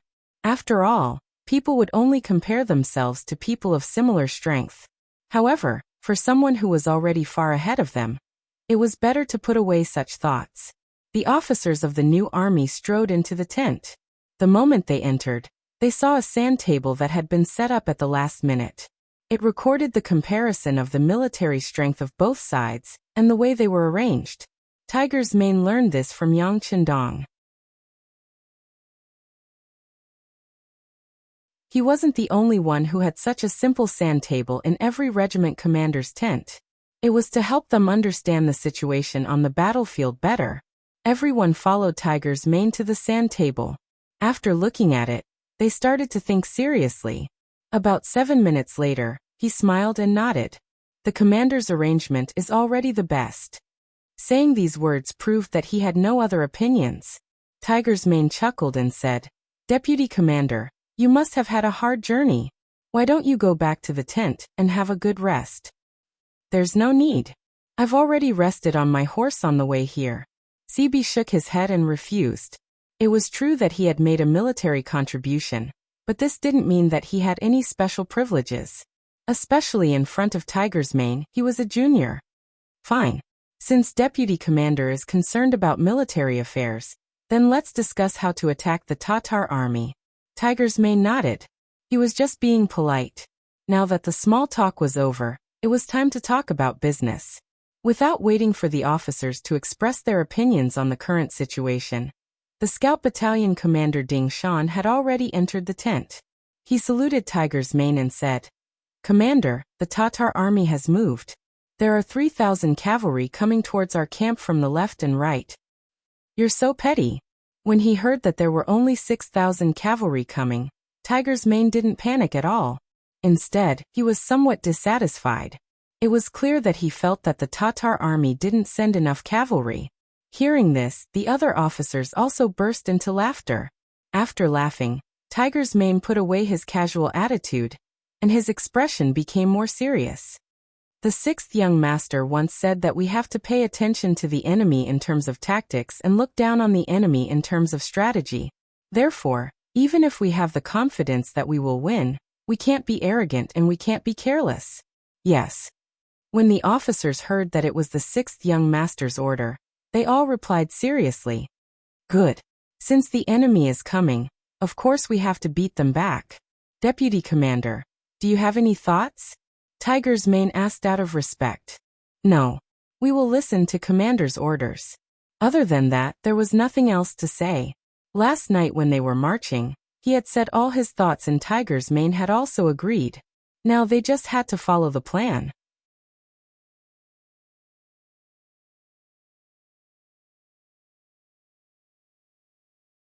Chapter 846. "Very well, since that's the case, let's proceed according to the plan." Tiger's Man nodded. Following this, he gave out a series of orders, and the officers who were called stood at attention. The other officers who were not called also earnestly studied. For them, as the mercenary army continued to expand, the number of soldiers they could lead would only increase. The military ranks on their shoulders would also increase, and the number of pentagonal beans would also increase. Learning more about the battle strategy of the Bright Tiger Army commander would naturally be beneficial for their future development. On the battlefield, Gaylor and Mazam each led 3,000 cavalrymen towards the mercenary camp. Although Hubo had rejected Mu Ren's suggestion to fight cautiously, the two generals knew that the mercenary army was not to be trifled with. This time, he had to be extremely careful in order to make an enemy out of him. In actuality, from the fact that they had only sent 3,000 cavalrymen each, it was clear that they were testing the mercenary army. Otherwise, Hubo would have sent at least 10,000 cavalrymen. Because it was just a test, the two generals did not charge forward. Instead, they slowly approached, wanting to see how the mercenary army would react to their arrival. Under their watchful eyes, the mercenary camp quickly reacted. Groups of mighty and majestic cavalrymen appeared and walked out of the camp in an endless stream. It was too much for the eyes to take in, and it felt like there was no end to them. However, this feeling quickly disappeared because the cavalrymen had already blocked their vision, making it impossible for the two generals to see what was going on within the mercenary army. General Gaylor lightly sighed. The mercenary army's tricks made him feel a sense of helplessness. On the other hand, Mazam glared at the mercenary army with a look of hatred. It was because of the mercenary army's shameless sneak attack last night that not only had he lost his base at Mount Saihan, but his assets had also been stolen. Even his deputy General Bora had died. Because of this, he was furious, and he wanted to deal a heavy blow to the mercenary army to take revenge for his brothers and vent his anger. As they advanced, the distance between the two sides became closer and closer. When they were 4 li away, they were already within range of the cavalrymen. However, the mercenary army was still in formation, and did not seem to have any intention of charging. Humph, it's just a bluff. Seeing that the mercenaries were not moving at all, neither charging forward nor retreating, Mazam, who was furious, decided to charge forward and try it out. He wanted to see how strong the other party was. Men attack. Once the order was given, the 3,000 Tatar cavalrymen moved. Their horses galloped and kicked up clouds of dust on the ground as they charged toward the mercenary cavalrymen. When Gore saw that Majamu had taken the initiative to charge without even greeting anyone, his eyes darkened. At this moment, a deputy general at the side asked, "General, should we also launch an attack together?" "Let's wait and see," Gore said calmly. This was his first time fighting with the mercenaries, and he wanted to learn more about them. The left wing did not move. Only Mazem's army rushed out. However, he did not seem to be afraid. There was only the word kill in his eyes. Although there were quite a number of cavalrymen, there was no fear in his eyes. On the battlefield, one could win against many with a few. Perhaps it would happen to him one day. The Tatar cavalrymen were getting closer and closer. Soon, the distance between them was reduced from 4 li to 2 li. At such a distance, the cavalrymen should charge. Otherwise, there would not be enough space for them to display their speed. Once they collided, they would be at a disadvantage. Everyone understood this logic, but the mercenaries acted as if they didn't. The cavalrymen remained motionless on their horses. It was as if they weren't facing 3,000 enemy cavalrymen who could kill, or 3,000 sheep who posed no threat at all. Kill. Seeing that the distance between them was close to 2 li and was still shrinking, Mazem's eyes flashed with joy. The mercenaries were so arrogant that they did not intend to charge. In this way, the advantage would be in his hands. Once he got close to the enemy cavalry, he would use the momentum to ram them. At that time, his 3,000 cavalrymen would be able to unleash several times their strength. It was not impossible for them to win. Are they crazy? Men, charge with me. On the other side, Gower saw everything clearly with his eyes. Seeing that the mercenaries were still not moving at such a distance, he was truly shocked. At such a distance, if they did not charge, they would not have a chance to charge. Could it be that the powerful mercenaries were just legends? In reality, they were just infantrymen riding war horses? Unable to understand, Gower decided not to think about it anymore. After all, facing an enemy cavalry that did not know how to charge, this was a heaven-sent opportunity. He could even imagine how Mazem would go on a killing spree once he joined the mercenary army. And such a great merit could not be claimed by him alone. He was bound to take a share of the pie. Gower also moved. The 3,000 cavalrymen charged, but they were only 2 li late. The moment he led his troops to charge, Lujois, who was standing in the front row of the mercenaries, smiled. With a smile, he suddenly ordered the army to move to the left and right, leaving the center. Although he was leading recruits, there was no problem in following orders. Immediately, the army began to retreat to the left and right. As they left, the 6 brigades of musketeers behind them were exposed. Beside the musketeers was the independent division commander Xian Honghai on horseback. Seeing that his field of vision had become very wide, his originally raised saber also dropped. He shouted, "Fire!" At the front of the battlefield, Mazem was already less than a li away from the mercenaries. He could even see the pale and frightened faces of the mercenaries. At this moment, his heart was extremely carefree. He urged his horse to speed up. His saber could not help but taste blood. Right at this time, the situation on the battlefield suddenly changed. Those frightened mercenaries separated to the sides, revealing the 3,000 mercenaries behind them. Following a loud roar, several thousand bullets flew through the air, passing through the air and arriving in front of them. The distance of 1 li, 500 meters, was completely within the range of the Type 81 assault rifles. Under the explosive sounds of gunfire, bullets flew out from the barrel like meteors flying through the sky. They drilled into the bodies of the Tatar cavalrymen who were brandishing their sabers, drawing out waves of blood. Mazem, who was charging at the very front, did not avoid this rain of bullets either. One of the bullets landed on his chest. The instant that fatal bullet entered his body, Mazem, who was still shouting and charging forward, was stunned. His saber dropped, and his entire body slid down the back of his horse like a boneless viper. Then he fell from the horse, landing on the ground, bringing with him waves of dust. Even when he died, his body still charged towards the mercenaries' camp, showing his determination to avenge his humiliation with blood. The general died on the battlefield. The omnipresent bullets ran amok among the armored cavalry. One after another, the Tatar cavalrymen were shot and fell off their horses. One after another, the Tatar cavalrymen lost their lives while still shouting to charge. All of this happened too fast, so fast that many people could not react in time. As the cavalrymen at the very front fell off their horses and died one by one, the Tatar cavalrymen behind them finally felt fear. They did not even have the chance to fight with the enemy, and were about to be shot to death. No one wanted to see this kind of scene, and no one was willing to encounter it. Quick, quick, retreat, retreat. They knew that rushing forward would only lead to their own deaths. More and more Tatar cavalrymen reined in their horses, turned their horses around, and began to run back the way they came. There were some brave warriors among these Tatar cavalrymen. They were not as afraid of death as ordinary people, but this kind of unequal slaughter, this kind of aggrieved death, was definitely not what they wanted in their hearts. So at this moment, they would rather be a coward and turn around to escape than to show their courage and charge forward half a step. As if they had expected them to do this, the cavalry of the recruit division at the front once again opened up a path. The head of the light cavalry regiment, Ma Xiangshan, shouted, "Comrades, charge with me!" The light cavalry regiment moved. The biggest change in the new army was that they had a heavy cavalry regiment and a light cavalry regiment. Like the name, heavy cavalry was a full body armor, and focused on the art of opening and closing. They were like a flood of steel rushing into the enemy formation to kill the enemy.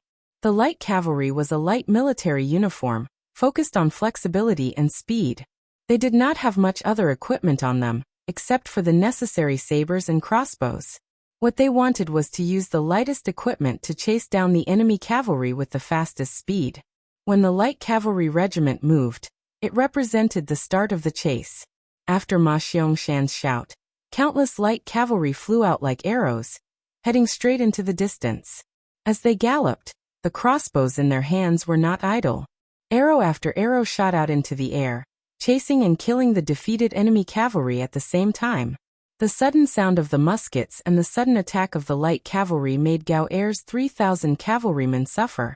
They originally thought that when they were 1 li away, the cavalrymen would be able to display their strongest fighting strength. They never thought that there would be so many dangers behind the mercenary cavalrymen. Time after time, they had to move aside, giving them different experiences. First, he was struck dumb by the muskets. By the time he managed to turn his horse around in time, the enemy cavalry behind him quickly caught up with him. When the arrows got close to him, he could only watch as the soldiers he brought with him were shot by the arrows and fell to the ground. His heart was bleeding, but there was nothing he could do.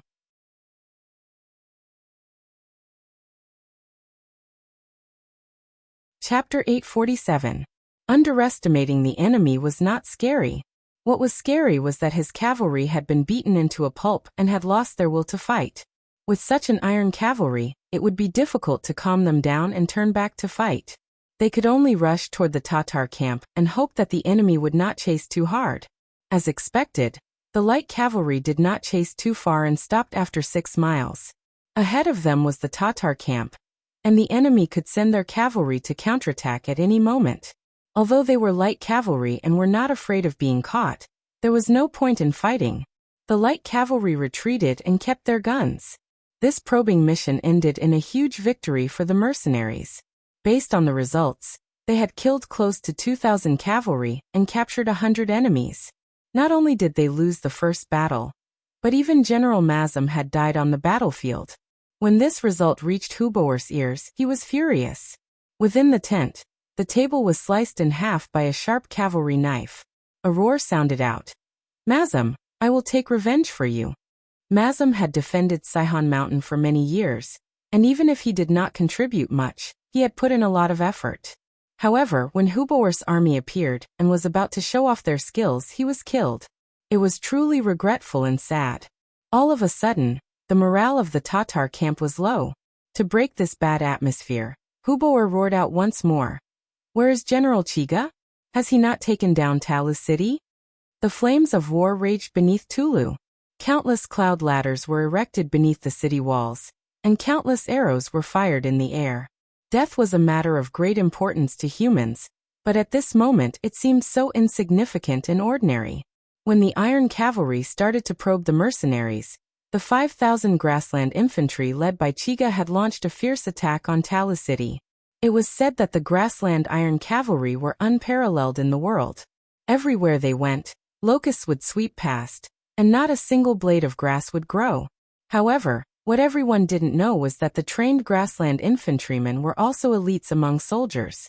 They existed for the purpose of sieging cities, and their instructors were generals with rich experience in sieging cities. The grassland cavalry relied on speed, while the Ming army relied on the city walls. Both sides had their advantages, and it was difficult for one side to gain the upper hand.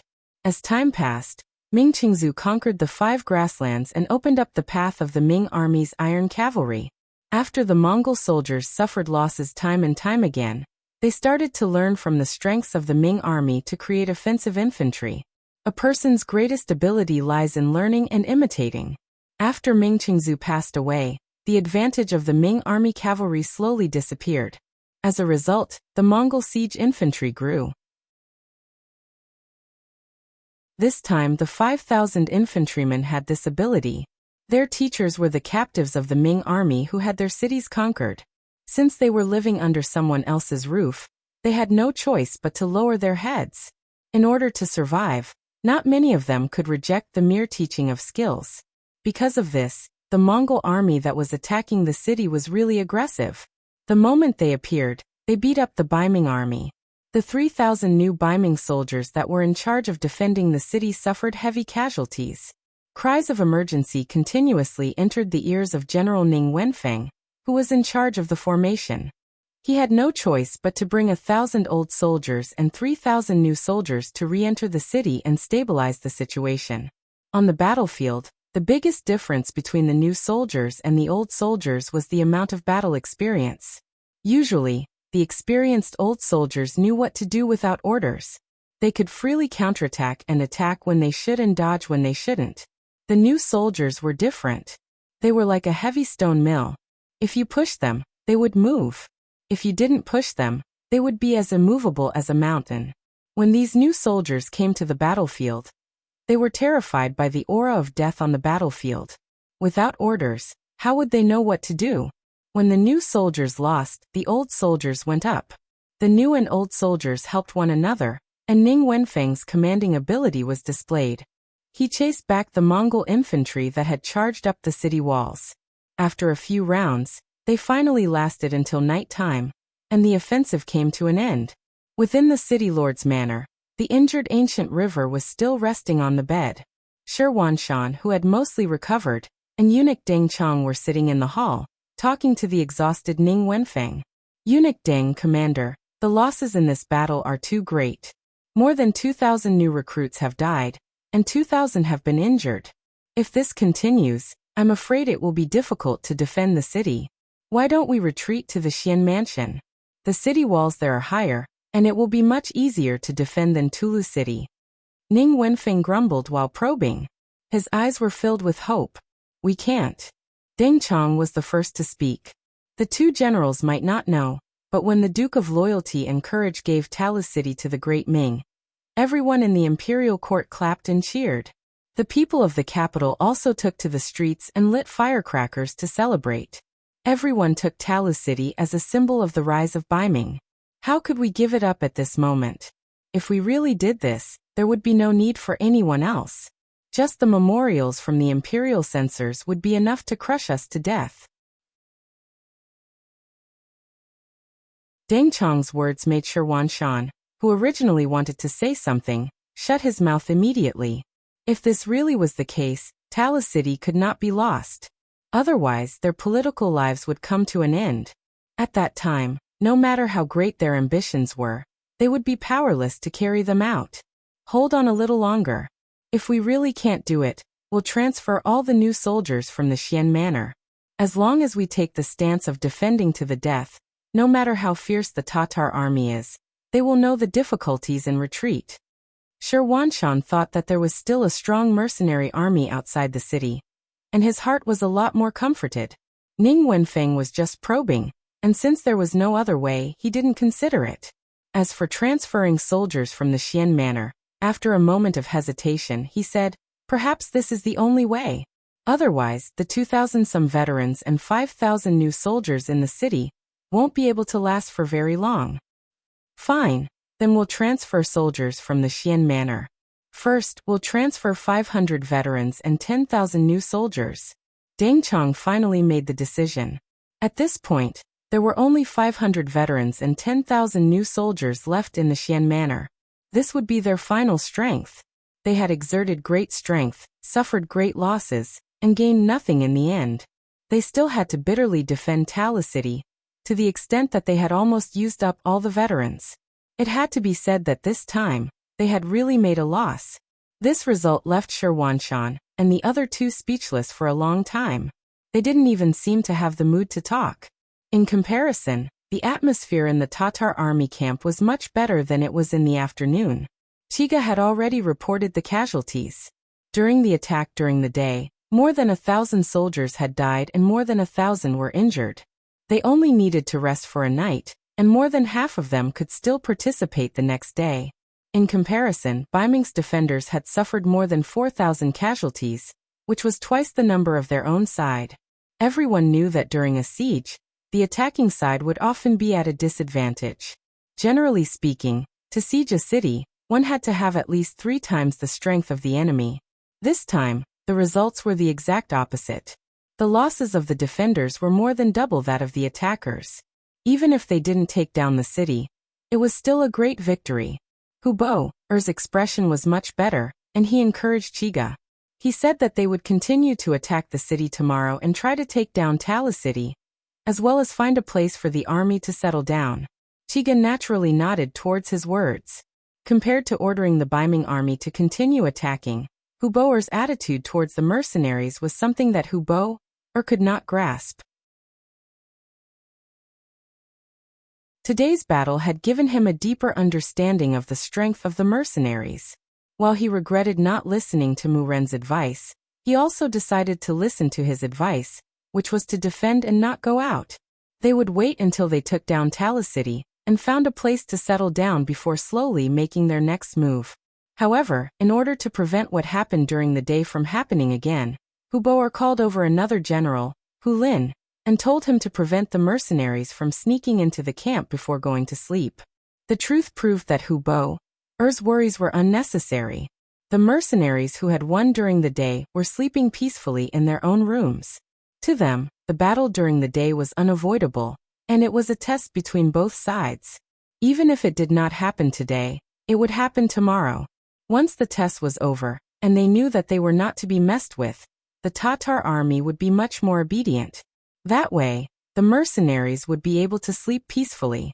Of course, there were still soldiers on duty at night. It was better to be safe than sorry. As the sun rose, a new day arrived, and Tiger's Man held a meeting.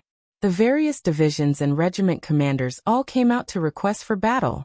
In response, Tiger's Man did not say anything, and he only laughed at the vice commander beside him.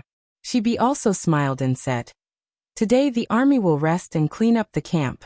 If there is time, the various divisions and regiments can train on their own. They would not initiate an attack." This was the result of the discussion between Tiger's Man and Chibi last night. Now was not the time to fight one-on-one, and it was either you die or I die. Since there were 3 sides, if it was possible, it would be much better to just sit back and watch the Tigers fight. Sitting back and watching the Baiming army and the Tatar army wear each other down. What was wrong with that? Shibi's words represented the intentions of the new army, and the other regiments and regiment commanders all left angrily and did their own things. Tiger's Man also informed the 6th young master of his and Shibi's decision, and they just sat back and watched the situation unfold. In the Tatar army camp, the scouts spread out for 8 miles and only stopped when they saw that they were about to reach the mercenary camp. Then they attacked Tulu city with all their strength, as if they would not stop until they had taken down the city. In response, the Baiming army chose to defend the city with all their strength. Commander Shirwanshan personally went up to the city tower and took the place of Commander Ning Wenfeng to defend the city, blocking the Tatar army's fierce attacks on the city again and again. In just one day, both sides had suffered considerable losses. Fortunately, on that night, 500 veterans and 10,000 new soldiers came to help, temporarily stabilizing the situation. Otherwise, it would have been extremely difficult to defend the city the next day. In the beginning city, Yang Qindong only glanced at the telegram sent by Tiger's Man and put it aside. The new army had Tiger's man, who had gradually calmed down, and was led by Shibi, so he did not have to worry about anything. His gaze was more focused on the construction of the beginning city, and he made some very constructive suggestions.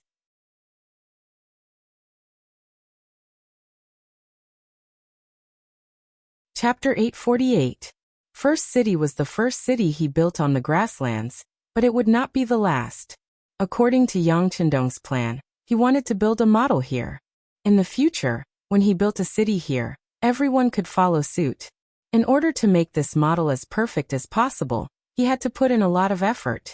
Apart from the construction of First City, Yang Chendong was also fearlessly asking about the Mongol tribe in the Gobi Desert.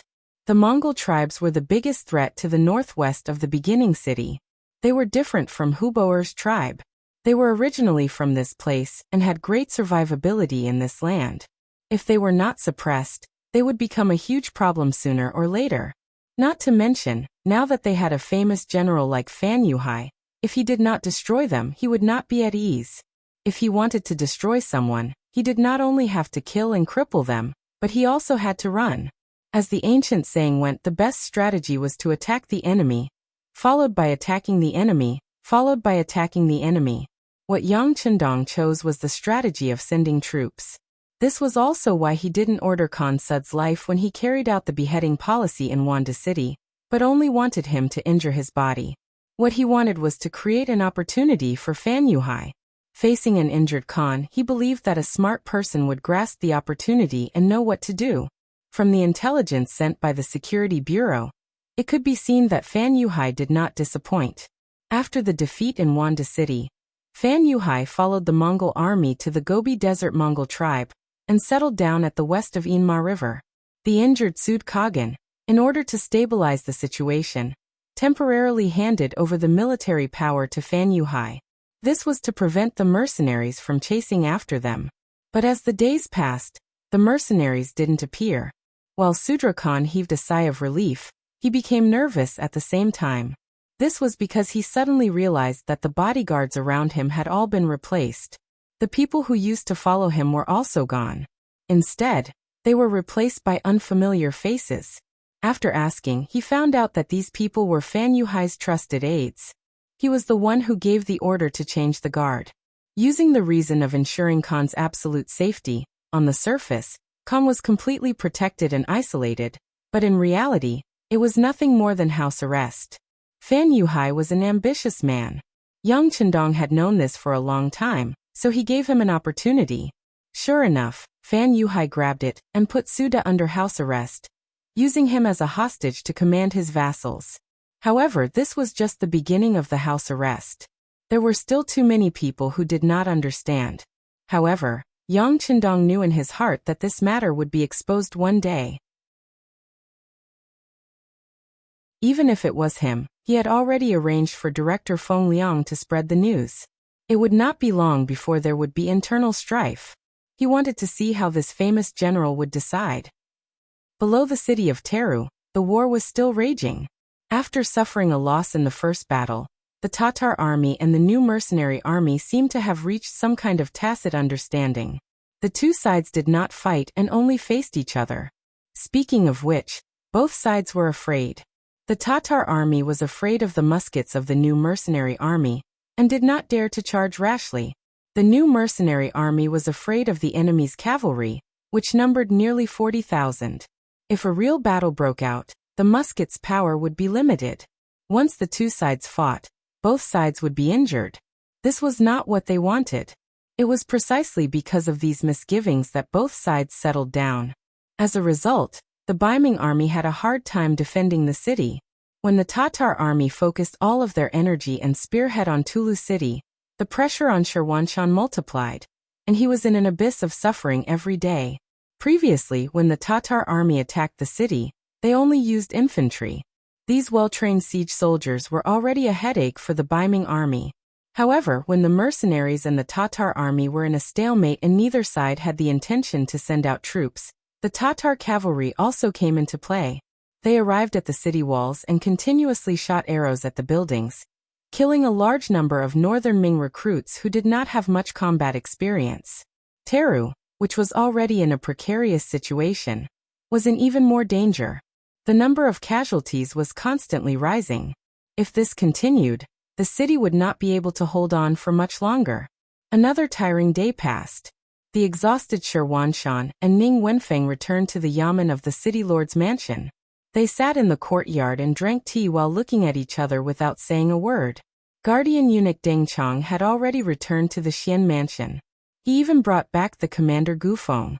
He said that he was bringing the general back to recuperate, but in reality, it was just an excuse for him to avoid responsibility.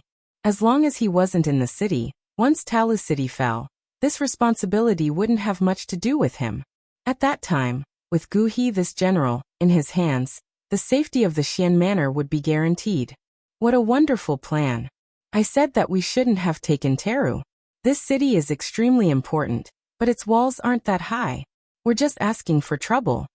The emotionless Ning Wenfeng finally couldn't hold back any longer, and slapped the stone table in the courtyard. After several days of bitter fighting, even the most even-tempered person would have been worn in. How could Ning Wenfeng's reaction not be exactly what Shi Wanshan had been thinking? But he was keenly aware that there was no way out of this situation. He had sent a messenger 800 li to the capital to ask a few officials who were on good terms with him. All of their answers were basically the same. The imperial court viewed this battle with great importance, and if they lost, an imperial edict condemning them would immediately be issued. When that time came, they would be guilty of biming. Shi Wanshan, who had worked so hard to get to this day and had even been a bandit, naturally didn't want to lose everything. What he needed to do was think of a way to protect Teru. Suppressing his anger, Shi Wanshan asked, Wenfeng, what do you think if we kill our way out and send someone to ask for reinforcements from the mercenaries? Ask for reinforcements? Ning Wenfeng raised his head and looked at the hopeful Shi Wanshan. He shook his head and said, Commander, it's not that I want to discourage you, but if you were a mercenary, would you intervene at this time? This. Shi Wanshan was speechless. He knew that his suggestion just now was somewhat idiotic, but he really couldn't think of a better idea. Behind them was the Xian residence, which also lacked soldiers. They might have the strength to defend the city, but they definitely didn't have the strength to send reinforcements. As for the imperial court, although he had sent several emergency letters, they had all been like stones sinking into the sea. It was obvious that the imperial court wouldn't send any reinforcements for the time being. After thinking about it, there seemed to be no other option besides the mercenaries before him. This was a method that couldn't be helped, but he hadn't expected Ning Wenfeng to reject it so quickly. Sitting across from him, Ning Wenfeng understood Shi Wanshan's thoughts, but he still couldn't help but say, Commander, there's no need for this idea. Right now, the mercenaries are probably looking forward to us and the Tatar army fighting until both sides are heavily wounded. Why would they intervene at this time?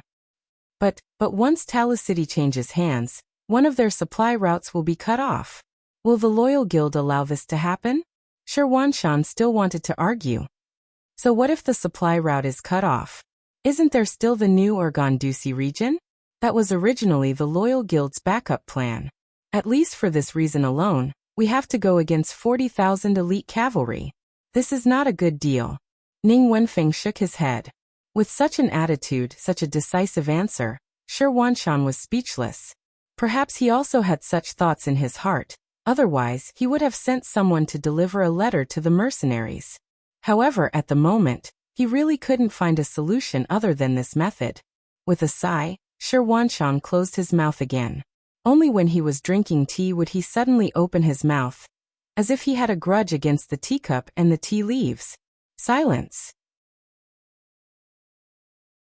Another silence, representing the bitterness and helplessness in the hearts of the two generals.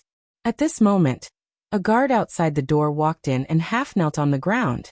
Sir, there is a person outside the residence who calls himself the Loyal Guild's messenger asking for an audience.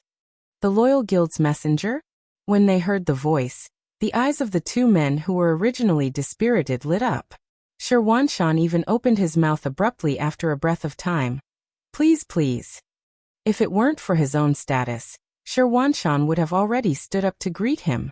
But even if he didn't do so, The 2 words please from his mouth were enough to express his excitement. The bodyguard retreated. Less than half a cup of tea's time had passed, but from Shi Wanshan's point of view, it seemed like a long time had passed. Finally, a man dressed in plain clothes walked into the backyard. The bodyguard beside him had already proved his identity. This commoner Yukon greets the 2 generals. The man cupped his fists and bowed slightly, then stood up straight again. He had an expression that was neither servile nor overbearing. Although he was a commoner, how many commoners could still act so naturally in front of the commander-in-chief? Just from this aspect alone, this person was different from ordinary people in many ways. So it's Mr. Yu.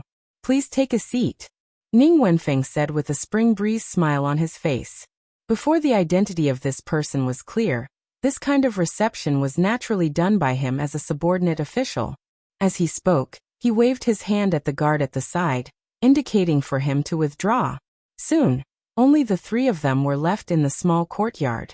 Yukon tasted the fragrant tea in front of him under Ning Wenfeng's indication. After a light sip he nodded slightly. Not bad, good tea. Hee, now that the war is imminent, we didn't know you were coming, so we didn't prepare well. However, the Duke of Loyalty and Courage must have some exceptional tea. Ning Wenfeng laughed mischievously, not forgetting to point the spearhead at the topic he wanted to discuss. Even now he was still very suspicious of Yu Kan's identity.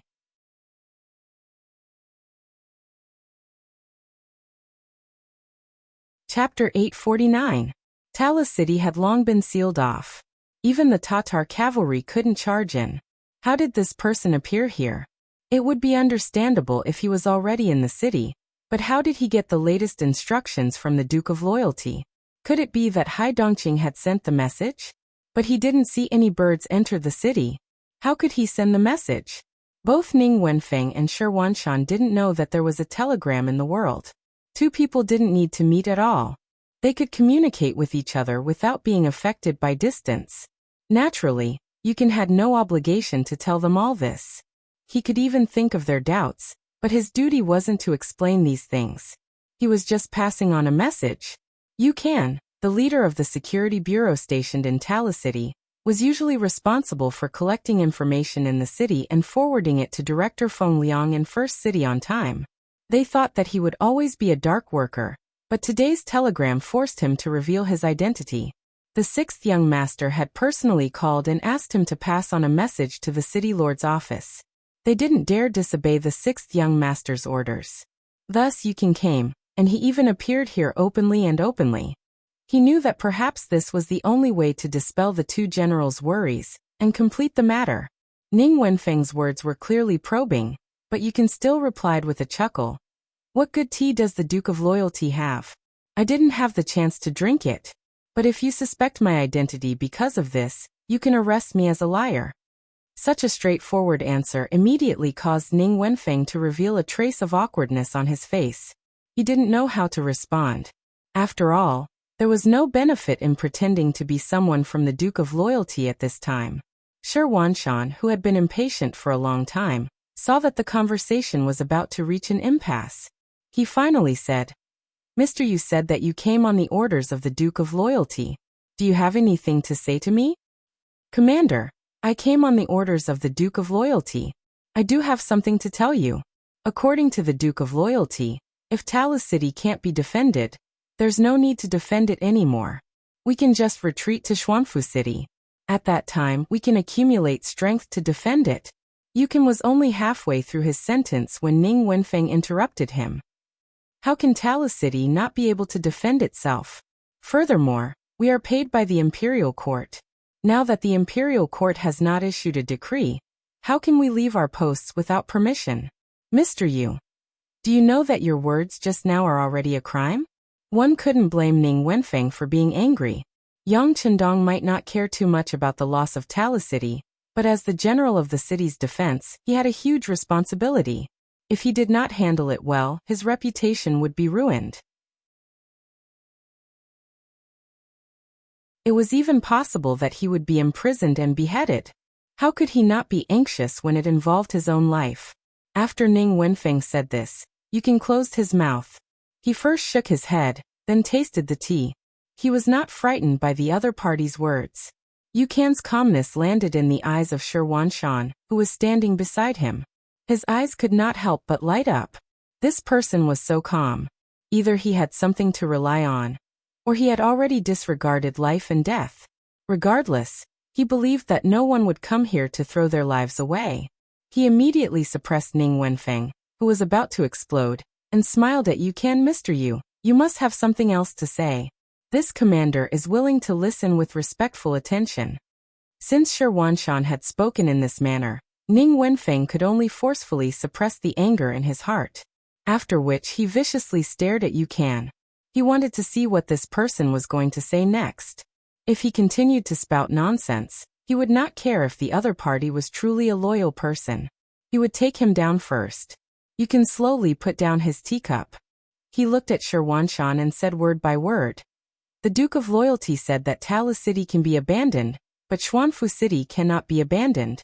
As long as the commander defends Xuanfu and does not let the Tatar army take a single step forward, Talis City will return to the general's hands in 1 or 2 months at most. Oh. Shirwanshan was stunned. He already knew there was more to it, but he didn't expect it to be like this. As his thoughts spun, he seemed to have thought of something. Is the Duke of Loyalty going to take action against the Tatar cavalry? What? Didn't the Duke of Loyalty send out troops a long time ago? Yukan replied with a smile. Yes, he did send out troops, but he didn't just put on a show. Ning Wenfeng finally had a chance to interject. He didn't know why, but the calmer Yukan was, the more he found him to be an eyesore.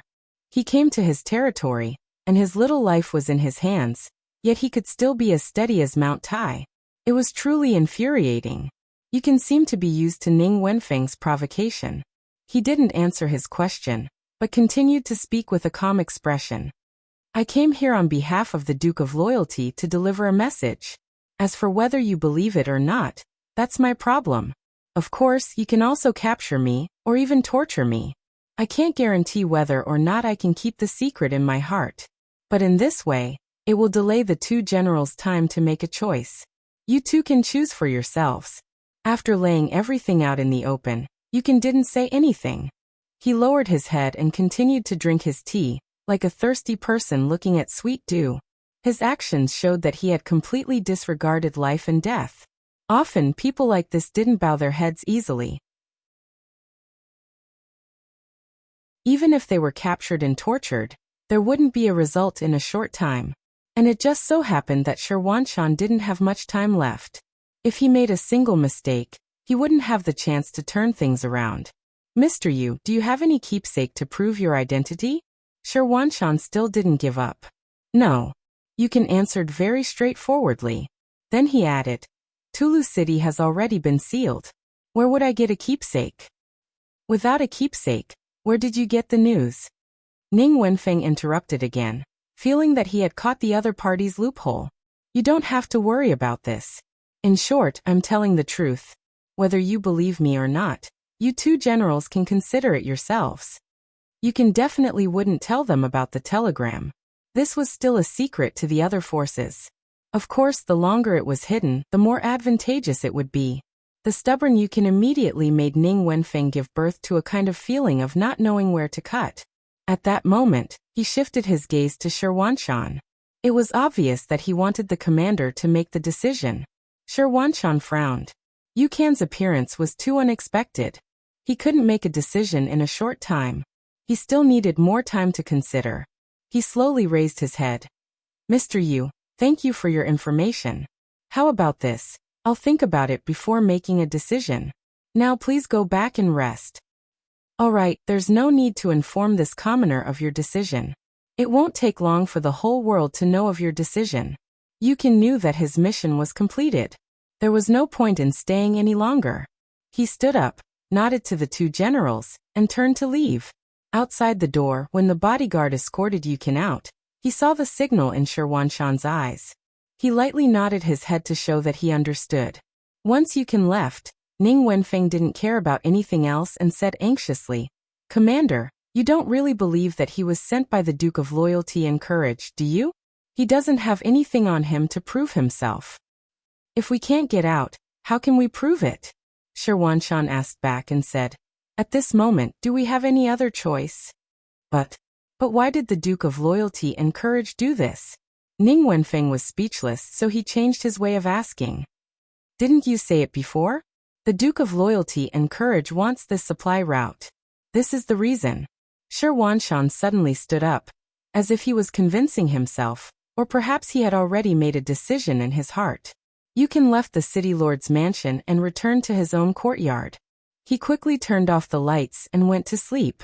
The bodyguard sent to follow him didn't find anything out of the ordinary, so he could only send someone else to keep watch while he hurried back to report the situation. Shirwanshan had long been prepared for this. Since Yukin dared to show himself, he would naturally clean up all the loose ends. He knew that it was impossible to find an answer from Yukan. However, Shirwanshan didn't want to let him go. Once he left Tulu City, he would take this person with him. If he wasn't sent by the Duke of Loyalty and Courage, then he would take his life before he died. It was also from this night that the Baiming army made preparations to retreat.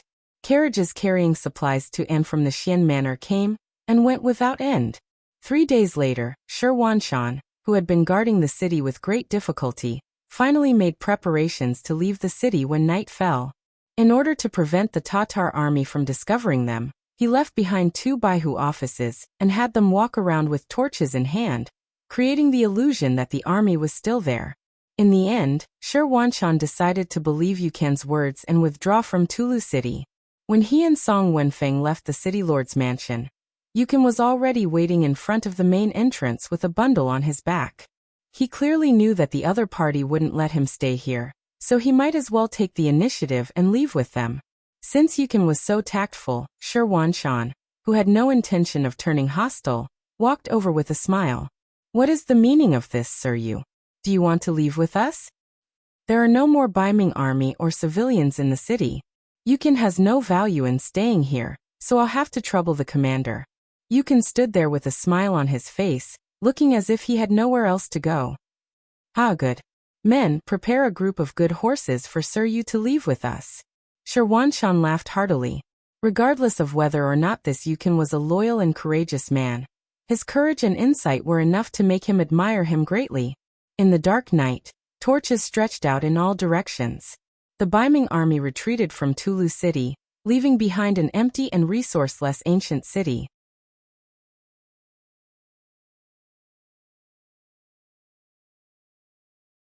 Chapter 850. The next day, when the sun rose, the 200 Baiming army quickly left.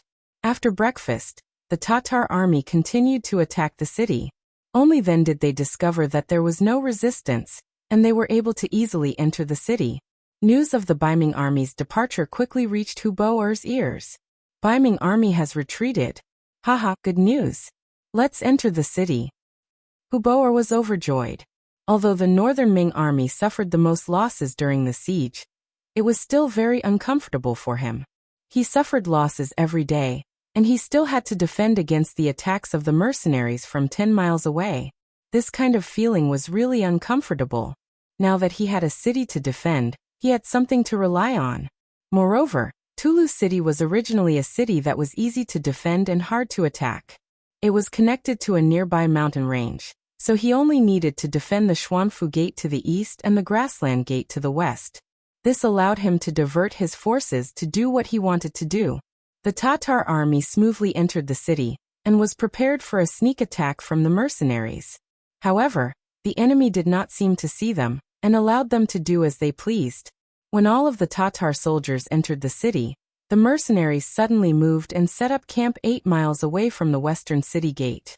At this point, the situation of closing the door and beating the dogs had already taken shape. Not only that, they also cut off all communication between the Tatar army and the outside world. Only when the mercenaries set up their tents did Huboer, who was standing on top of the tower, feel that something was wrong. Previously, when he was outside the city, he could send troops to search for food and water. However, now that he was in the city, he had a place to stay, but everything else seemed to be a problem.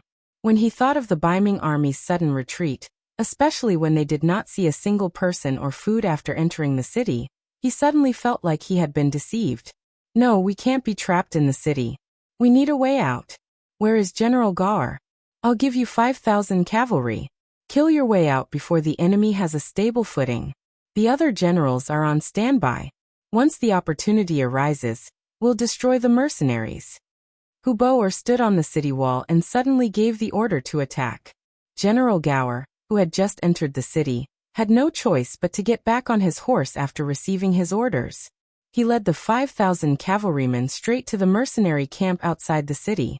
In the new army's barracks, as soon as the west gate of Tulu City opened, the scout immediately reported to Tiger's Mane. Commander Hu laughed and looked at Deputy Commander Shibi. The enemy is here to die. Haha, that's right. Shibi also laughed loudly. Although he used to be a member of the Tatar army, he was just a pawn that could be sacrificed at any time. Now that he had received Yang Chendong's great kindness, he saw himself as a member of the mercenary army. When it was time to be ruthless, he would definitely not be careless. Outside Tulu, General Gar led 5,000 cavalrymen and rushed over with great momentum. But what awaited them was still a new division of recruits. In the previous battle, they didn't do anything. They only stood at the front as human shields. According to their commander, Hu Mang, the new army should first train their courage, so that they wouldn't be weak in the knees when they went on the battlefield to kill. Reality had already proven that many of the new soldiers showed expressions of fear when facing the charge of the Tatar cavalry last time. Even though they knew they had the support of the army behind them, they still couldn't help but be afraid. Fortunately, no one wet their pants in fear, so they passed the test. Now another test was about to begin. With the experience from last time, it could be seen that the quality of the new soldiers had improved quite a bit. At the very least, the fear on their faces had lessened a lot. Many of the new soldiers even showed signs of eagerness to fight. Gore, who was charging forward, saw that the mercenaries were still using the same trick as the last time. For some reason, his heart started to pound as he rode on his horse. He had a premonition that he wouldn't be able to gain any benefits this time. But when he thought about how General Hubo was looking at him from the city wall tower behind him, he couldn't turn back. He could only lead the army forward. But in the process of charging, he intentionally slowed down and stayed at the back. Last time, General Mazum had been killed by a musket. With this experience, he wouldn't be so easily fooled. Gar's premonition was very accurate. When the Tatar cavalry was 1 li away from the mercenaries, the new division's cavalry once again retreated to the sides, revealing the musket-wielding soldiers of the 6th Battalion behind them. Then the sound of gunfire rang out. One after another, the charging Tatar cavalry were shot off their horses. The smell of blood had already filled the air before the two sides had even come into contact. This scene greatly slowed the charging Tatar cavalry. Kill! Ma Xiangshan, the commander of the light cavalry regiment, shouted again. A regiment of 2,000 light cavalry poured out in full force, heading straight for the Tatar army that had already been frightened by the muskets. Retreat! Gar, who was already at the rear, hurriedly shouted when he saw the same scene. He quickly reined in his horse and turned around, leading the army to retreat in a sorry state. In this battle, they had lost around 600 cavalry and had killed 0 enemies. On the tower of Talu City, Huboer saw everything with his eyes. He angrily turned around and left without saying a word. He couldn't blame Gar. He had listened to his orders and left the city, but falling down in the same place twice in a row wasn't a good feeling. It was as if he had swallowed a fly, causing him to burn with anger. Hubo couldn't vent his anger after occupying a dead city, so he ordered General Chiga to take his men out of East Gate Xian City. He wanted to continue the attack. Didn't the mercenaries want to cut off his supplies? All right then, I won't walk past you. I'll head towards the hinterland of northern Ming. After several days of siege, the Baiming army had suffered heavy losses. Chiga's infantry had also been wiped out. Of the original 10,000 infantry, only 2,000 were left. They couldn't take down a city like Xian City with just them. After receiving the order, he could only tell Hubo the whole story. Afterwards, he gained the authority to command 10,000 cavalry and confidently left the city. However, what Chiga did not know was that within the Xian mansion, Sherwanshan had already set up his stance. Relying on the sturdiness of the city walls and the fact that he had joined up with the troops guarding the Xian mansion, he was confident that he would not allow the Tatar army to take advantage of him. Tala City quieted down once more. Knowing that he couldn't do anything to the mercenaries, who gave up on the idea, he only needed to wait for good news from General Chiga. At that time he only needed to leave a portion of his men to defend Tala City. The mercenaries would be blocked outside, and he would be able to lead his army to do whatever he wanted in the hinterland of northern Ming. The mercenaries below the city tower were as calm as ever. The soldiers woke up on time and went out for exercises. They were as free as if they were in their own city. They were waiting for the sixth young master to give the order to attack. In the first city, Yang Chendong didn't give the order to attack. He was also waiting for Sherwanshan and the Tatar army to both sides to suffer heavy losses. At that time, it would be time for him to send out his troops. While waiting, the Mongol tribes in the north of Mo Bay finally sent out good news. Fan Yuhai finally stopped waiting and revealed his devil's fangs. He used the excuse of marrying Tuoya as an excuse to replace Sud Khan. The Mongol camp in the north of Mo Bay was 100 miles west of the Ima River. It was the end of spring and the beginning of summer. The grasslands were no longer covered in snow and desolation. Instead, it was filled with greenery. However, as the flower of the north of Mo Bay, Princess Tuoya's mood was not as good as the weather. Instead, her face was extremely ugly and her heart was heavy. Ever since her father was injured and returned from Yindu, he had been bedridden. He stayed in a tent the size of a yurt and rarely saw guests. Even as his daughter, she had only seen him 3 times. Moreover, 2 of the times she saw the unconscious Sud Khan. He only woke up once and said to her with a smile that he had already found her a satisfactory husband. That was the famous General Fan Yuhai. Although Fan Yuhai was only 30 years old, he was much older than Tuoya. Especially when he was usually silent, he always gave people a feeling that strangers shouldn't get close to him. He also gave people a feeling of liveliness, which made Tuoya very uncomfortable. She couldn't understand why her father would make such a decision. Before, they had agreed that her husband would only marry if she agreed. Only, it was a pity that Sud didn't give her any opportunity to speak. After he finished speaking, he used the excuse that he was tired and needed to rest to forcibly have Tuoya leave. Ever since she left the tent, Tuoya's face didn't smile again. Facing a man she didn't understand at all.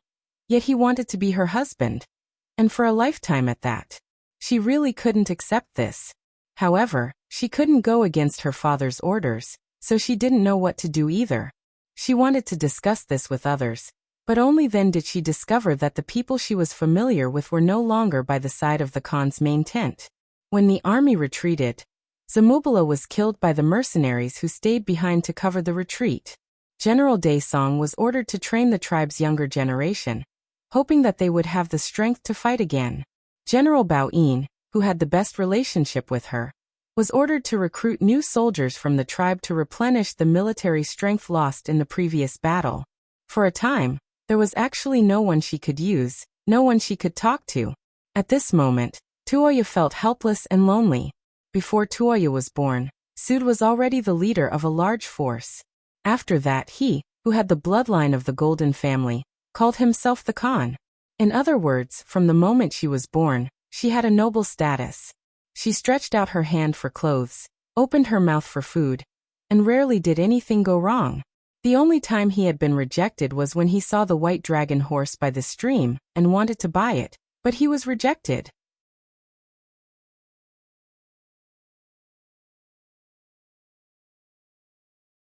Chapter 851. When she thought of that rejection, for some reason, a smile appeared on Tuoya's face. Although she had been rejected in a very straightforward manner, she wasn't angry. On the contrary, she had seen the scene of the god of war slaughtering in all directions. Which young man didn't have feelings? Which young woman didn't yearn for love? It was from that time that a shadow appeared in the depths of her heart. However, she was smart enough not to mention it to anyone. In particular, her father's following actions had reduced the possibility of this existence to the lowest. This time, her father had been injured by a flintlock. Tuoya knew even more clearly that the distance between her and that man would only grow further and further. After all, no woman of the grasslands would choose to marry an enemy. She turned her mind back and thought about the problem in front of her. Tuoya became troubled again. She didn't like Fan Yuhai and always felt that she couldn't see through this man. She didn't want to live in this kind of unhappiness for the rest of her life, so she secretly made a decision. She would find an opportunity to enter the king's tent. She wanted to see her father and explain things clearly. Although she wasn't good at fighting, women seemed to be born good at acting. After Tuoya secretly made a decision, her performance was no different from normal. Even when some of the maids began to prepare clothes for her before marriage, she still greeted them with a smile. There wasn't the slightest hint of disobedience. Involuntarily, the expressions of the guards responsible for watching her became relaxed. Once Tuoya really married General Fan, she would become their mistress. Of course, it was best not to offend such a woman if possible. This day, as usual, Tuoya walked out of the yurt after eating dinner and went to the nearby grasslands to enjoy the night scenery. This had become a habit for the past few days. This was also her preparation for the following actions. In the past few days, it had been like this time and time again. The guards who were watching her were used to it. As long as she didn't disappear from their sight, they would let her do whatever she wanted. This was originally an order from General Fan. The fruits that were just delivered are not bad. How about this? Take out some for my father to try. Under the moon, the princess dressed in bright red robes waved her hand as she spoke. Beside her, a woman dressed in a maid's robe immediately acknowledged the order. Carrying a plate of fruits, she retreated, then lowered her head and walked towards the Khan's tent 100 meters away. She was only an attendant, so no one would pay attention to her. Even when she walked past the guards that were keeping watch, sure enough, no one took a second glance at her. And this caused Tuoya, who was extremely nervous in her heart, to be unable to help but heave a sigh of relief. Yes, the maid was Tuoya. The real maid was disguised as Tuoya, and was sitting on a chair looking at the night sky. Taking advantage of the fact that no one was paying attention to her, Tuoya arrived in front of the main tent. The two guards guarding outside blocked her path. Who is it? Generals, this maid has brought a plate of fruits to the Khan under the orders of the princess. Please make an exception and don't make things difficult for the servants. Tuoya lowered her head as much as possible, not allowing the other party to see her face clearly. She then spoke in a slightly submissive tone. In the past few days, Tuoya had learned a lot from the maids in her own tent. She had also learned some of the daily actions. The two maids guarding the door didn't suspect anything. They merely took a look at the plate of fruits and didn't discover anything unusual. After that, they waved their hands. The Khan is resting. Quickly enter and quickly leave. Many thanks to the two generals. Tuoya lowered her voice and a trace of joy flashed across her face. Then she stepped into the tent. Compared to the night sky outside, the yurt was much warmer inside, and there was also the smell of medicine. The moment Tuoya entered, she frowned. She hated the smell of medicine, but when she thought of her mission, she endured it and strode to the sleeping Suda's side. Then she saw the scene of her father sleeping peacefully. Father, father, wake up. I am your daughter, Tuoya. I am here to see you. She softly called out. Knowing that there wasn't much time left, Tuoya stretched out her jade-like hand and gently shook the sleeping Suda. However, before her small hand could touch the body, Suda, who was lying on the bed, suddenly opened his eyes. When he looked carefully with the help of the candlelight, it was indeed his daughter, Tuoya. Suda instinctively looked outside. When he saw that there was no third person, he heaved a sigh of relief. Then, he stretched out his hands and tightly grabbed Tuoya's outstretched hand. Daughter, why are you here? Did they let you in? No, I thought of a way to sneak in. Tuoya explained. Seeing that his daughter, who had always been noble, was actually wearing a maid's uniform, Suda immediately understood. Then his gaze tightened and he said, Good daughter, you are very smart.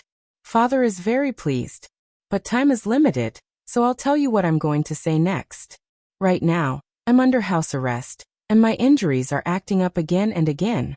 It's not that they can't treat me, but they don't want to treat me at all. Don't blame Dali Zhonggong for this. On the battlefield, swords have no eyes, and this is not a personal grudge. Father knows what you're thinking, and if you really like him, then go find him. Suda was obviously out of breath when he said these words. It was obvious that his physical condition was not very good. After taking 2 deep breaths, he said, "On the other hand, Fan Yufan wants to marry you. He just wants to seize the power of our Mongol tribe. Now I will tell everyone everything. You have to find a chance to leave here, and then find Narasong and Baoyin. They have been Fu Khan's old subordinates for many years. They are trustworthy. When the time comes, they will lead the army to save Fu Khan." In a hurry, Suda said a lot of things in one breath, and then he couldn't stop coughing, perhaps because his body couldn't take it. After he finished speaking, he lay back on the bed and waved his hand. "You should leave quickly. If you stay for a long time, it will inevitably arouse suspicion. Go." She just wanted to discuss her marriage with Fu Khan and give her opinion. She didn't expect to learn such a truth. Tuoya couldn't believe it. But after a moment of confusion, she calmed down. She also knew that this was not the time to talk. She looked at Suda, who was lying on the bed, and said, "Father Khan, take care of yourself." Then she turned around and left the tent. Outside the tent, the 2 guards waited for a while. When they didn't see anyone coming out, they were about to enter the tent when Tuoya, dressed as a maid, came out. "What happened? It's been so long. Did Khan wake up?" One of the guards asked with a puzzled expression. "No, Khan has been sleeping all this time." The servants saw that the bedside was too messy and casually tidied it up. Tuoya lowered her head and said in a quick-witted manner, "Oh." This explanation made the guard feel relieved. Then he nodded. "All right, there's nothing for you to do here. Quickly leave." It was no wonder that the 2 guards were so relieved. They knew that the medicine Suda took was originally a sleeping drug. After ordinary people took it, it would be difficult for them to wake up. But they didn't know that the medicine had already been discovered by Suda. How could a person who could become the Khan of a tribe be compared to ordinary people? Not only that, he also vomited it. This was also the reason why the yurt had a strong smell of medicine. Tuoya left. Not long after returning to the side of the princess, she followed her master back to the tent. But compared to before, Tuoya's eyes were more resolute. Previously, she felt that there was something wrong with her father. Logically speaking, when her father was sick, he should let his daughter take care of him. But not only did he not tell her once, he didn't even say a word of concern to her 3 times. Now that she knew the truth, Tuoya finally understood that it wasn't that her father didn't want her to say it, but that he couldn't. After knowing the truth, Tuoya was ready to leave. She first looked at the maid beside her. "Guna, how does the miss treat you?" "The princess's kindness is as great as a mountain. I'm willing to do anything for the princess." The maid who acted as Tuoya's maid felt touched. She immediately blurted out what was in her heart. In fact, Tuoya had given her a new life. When her parents died, it was the princess who arranged for them to be buried. Because of this, her life was already Tuoya's. "All right, then today is the day you repay me." Tuoya's heart was filled with a trace of reluctance. She knew that if she did this, Guna might not be able to survive. But for the sake of the Mongolian tribe in the Gobi Desert, she had to sacrifice her. The night was getting darker. The big tent was already dark. Even the guards who were watching the princess were closing their eyes to rest. For the past few days, nothing had happened. Under the influence of inertia, their vigilance began to become careless. However, just when everything was quiet, there was a sudden movement in the princess's tent. First, a black shadow rushed out of the tent and went straight into the distance. This sudden change immediately attracted a few guards to follow him out. They did not understand what was going on. What they needed to do was to stop the princess who rushed out of the tent. The guards moved very quickly. In less than half a cup of tea's time, they had stopped the woman who was running away with all her might. Then, one of them stood in front of the woman politely and cupped his fist. "Princess, it's late. You should go back and rest." After he finished speaking, the guard raised his head. When he raised his head, his eyes were filled with shock. You are not the princess." You are her maid. Ah. At this moment, Guna revealed a victorious smile, accompanied by her laughter. There was a sudden panic in the horse shed not far away. Then, a black-clothed figure madly galloped out, charging out of the unguarded tent and into the endless night. A moment later, a few more warhorses followed the black shadow into the night. What happened here was immediately reported to Fan Yuhai, who was sleeping in the tent. The person who came to report was Zhang Meng. He was the person in charge of Sud Khan's safety. He was in charge of everything in the Khan's camp. However, he never expected that the seemingly obedient Princess Tuoya would suddenly become a different person, leaving the camp on her own accord.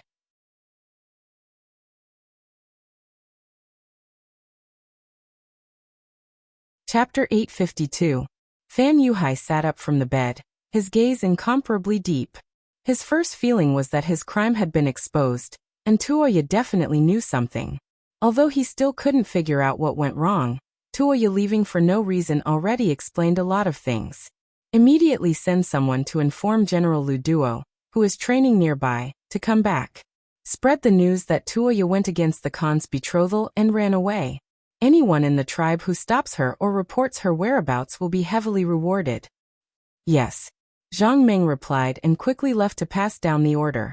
Fan Yuhai, who was left behind, could not help but let out a long sigh. Seeing that he was about to succeed, as long as he married Tuoya, he could be considered the Khan's successor. He never thought that something like this would happen, and all his efforts would be for naught. Tuoya escaped.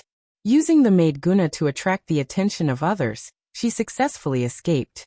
The moment she mounted her horse, she quickly rushed towards the training grounds of Nari Song. She had lived here since she was young, so she was familiar with all the terrains. This was where her advantage lay. In the dark night, with one rider in front and several riders behind, the distance between the two sides was maintained at 500 to 600 meters. They were like shooting stars in the night sky, disappearing in a flash. The sky was finally about to brighten. Just as the sun slowly rose and the sky gradually brightened, Tuoya, who was at the front, finally saw a continuous stretch of barracks. Immediately, her eyes were filled with joy. Before she arrived, her shout rang out. I am Princess Tuoya. I want to see General Nari Song. The Mongol cavalry guarding the barracks had already noticed a black figure in the distance. Out of instinct, they shot out their bows and arrows, preparing to kill the person who came. However, when they heard the shout, they could not help but put down their bows. Those with good eyesight looked carefully and recognized Tuoya's figure. Although she was dressed in black and was not as eye-catching as when she was dressed as a princess, the number 1 chest under the heavens was majestic. Those who had seen it would not forget it. Immediately that person said, "It really is Princess Tuoya. Come, open the tent and quickly inform the general." Tuoya successfully rushed into the tent. The guards behind her also followed. Perhaps the Mongol cavalry thought that they were the princess's guards. In front of the big tent, Tuoya reined in her warhorse. Only then did the exhaustion on her body become apparent. However, when she thought of her father's instructions, she took a deep breath and jumped off her warhorse. But at this moment, the 6 guards behind him also caught up. They jumped off their horses at the same time and blocked Tuoya, who was about to move forward. One of them said with a cold face, "Princess, please get on the horse and go back with us. The Khan and General Fan are waiting for you." What if I say no? This was no longer her father's tent, so when Tuoya spoke, her confidence was a bit stronger. Then don't blame us for being impolite. The guards' eyes lit up. They were the ones who had lost him. If they couldn't bring him back, he would definitely die. At this moment, they had no choice. After saying that, 2 of the 6 guards reached out and pressed down on Tuoya's shoulder. At this moment, when they made their move, they didn't care that the person in front of them was the princess of the Mongol Empire. They also didn't care that this woman might become their mistress in the future. Although Tuoya grew up in the grasslands and learned riding and martial arts, it was only on the surface. If she really had to face the guards with extraordinary skills, she naturally wouldn't be able to win. Seeing the 2 hands grabbing at her, Tuoya's eyes flashed with anger and anxiety. "What are you doing?" Right at that moment, a loud roar rang out. Following which, a burly man from the grasslands walked out of the tent. Along with him were dozens of elite guards and more Mongolian warriors from the camp who were closing in on them.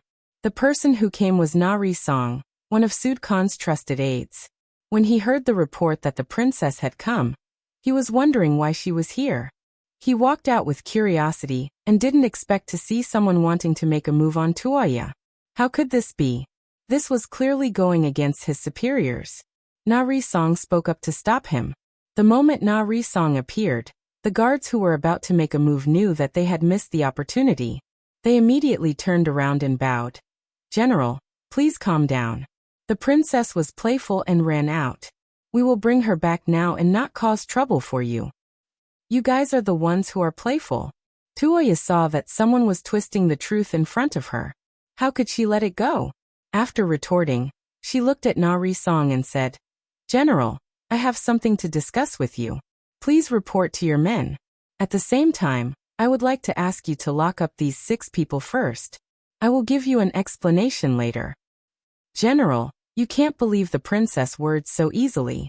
General Fan is still waiting for us to return."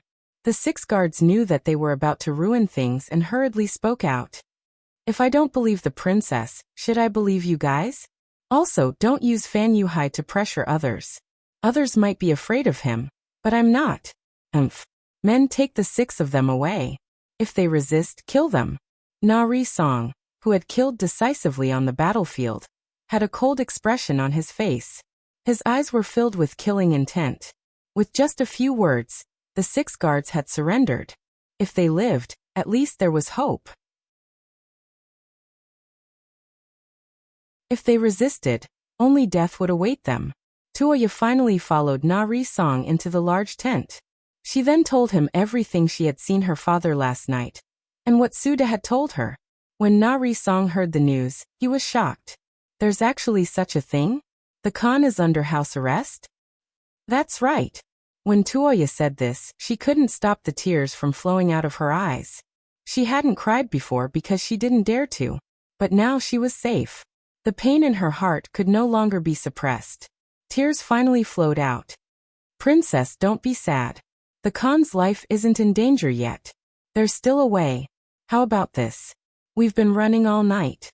Princess, go rest first. I'll find General Baoyin, and then we'll discuss how to save the Khan." Na Song's eyes were filled with sorrow. His own Khan was under house arrest. This was a reflection of the incompetence of the generals. However, he also knew that Fan Yuhai wasn't easy to deal with. If he led the army to kill him now, the outcome was unknown. It might even implicate the Khan's life. It was better to find Baoyin first and discuss how to proceed. Not long after Na Song gave the order, General Baoyin, who was recruiting soldiers outside, returned to the large tent. This scene was discovered by the spies of the Security Bureau in the Mongolian tribe. The news was sent to the director of the Security Bureau of the First City, Fengliang, by telegram. Yang Mansion, First City. Yang Chendong listened to Fengliang's report. At the same time, he patted Fengliang's shoulder. "Not bad. The Security Bureau did a good job this time. Thank you for the praise, 6th young master." Fengliang's face flashed with joy, but it quickly disappeared. He was all ears. "Continue to watch their every move. Report to me immediately if there's any situation." While Yang Chendong digested the news, he couldn't help but sigh. There were still too few troops. Seeing that the Mongolian tribe in Mabe was about to have internal strife, he couldn't send troops to quell the chaos. It was a pity. Fengliang took the order and left. Looking at his back, Yang Chendong thought that this person's temperament was good. He was calm and capable. If he kept it up, he would be a promising talent. But this thought was just a fleeting thought. For Yang Chendong, it was still a problem of how to mobilize troops. Otherwise, no matter how big the opportunity was in front of him, he wouldn't have the power to intervene without enough troops. "Yang Si, find Beta Persei." After nodding to Yang Si beside him, Yang Chendong sat back on the chair. Wu Sheng's 3rd Division had been sent to the north. There had been no news for a long time, and he didn't know how it was progressing. Tiger's Main's 1st Army was stationed under Tulu City, and couldn't be mobilized. Yang Chendong had to turn his attention to the logistics group. Although it was called the logistics group, its strength was incomparable. When the number of prisoners reached its peak, the number of prisoners reached more than 10,000. In the eyes of other forces, this would definitely be a good army. But for Yang Chendong, who pursued elite troops, he only used them as a construction team and good labor. While he was thinking about the problem, Beta Persei rushed over from outside the courtyard. Since Yang Si and Yang Lu arrived at the beginning city, his work pressure had decreased a lot, and he had put more energy into the logistics group. As soon as he entered the courtyard, he first saluted Yang Chendong and then said, "Young master, Beta Persei is here to report." Clever boy. Looking at Beta Persei's business-like appearance, Yang Chendong said with a smile in his eyes, which immediately attracted Yang Si's laughter. The atmosphere was very relaxed when they were together. Yang Chendong casually pointed to the table in front of him, where there was an open box of God of War cigarettes. Beta Persei didn't stand on ceremony and reached out to take it. He first gave one to the sixth young master, then casually lit one for himself. As for Yang Si, he didn't like this kind of thing, so he just let it go. When the smoke lingered, Yang Chendong slowly said, "If the logistics group is pulled up, how many people can they fight?" When it came to business, Beta Persei's expression became much more serious. Faced with this question, he didn't answer immediately. Instead, after a little hesitation and thought, he nodded and said, "About 5,000 people. They can probably reach the combat strength of a C-rank army." In Yangxia, the combat strength of a team would be at different levels according to different grades. For example, the Cold Front naturally had the highest combat strength, which was A rank. For example, the veterans of the new army could basically reach B rank. The D rank was generally the so-called militia and reserve. They had only undergone simple military training, and might be able to win by relying on their numbers. Once they gnawed on a hard bone, it was basically impossible to point at them. There were also the Black Knights of the Guards. With their strong individual combat quality and elite equipment combination, their combat strength could reach the terrifying S rank. Unfortunately, there were too few such troops and it would take too much effort to train them. It was not desirable. You're tuning in to the Li Mei's Sword of Destiny YouTube channel. We're so grateful for your support, and don't forget to subscribe to join us on this incredible journey through captivating stories. Your generosity through donations truly makes a world of difference, as it's the primary source of revenue that allows me to expand and enhance this channel for you. Thank you from the bottom of my heart for being a part of this adventure.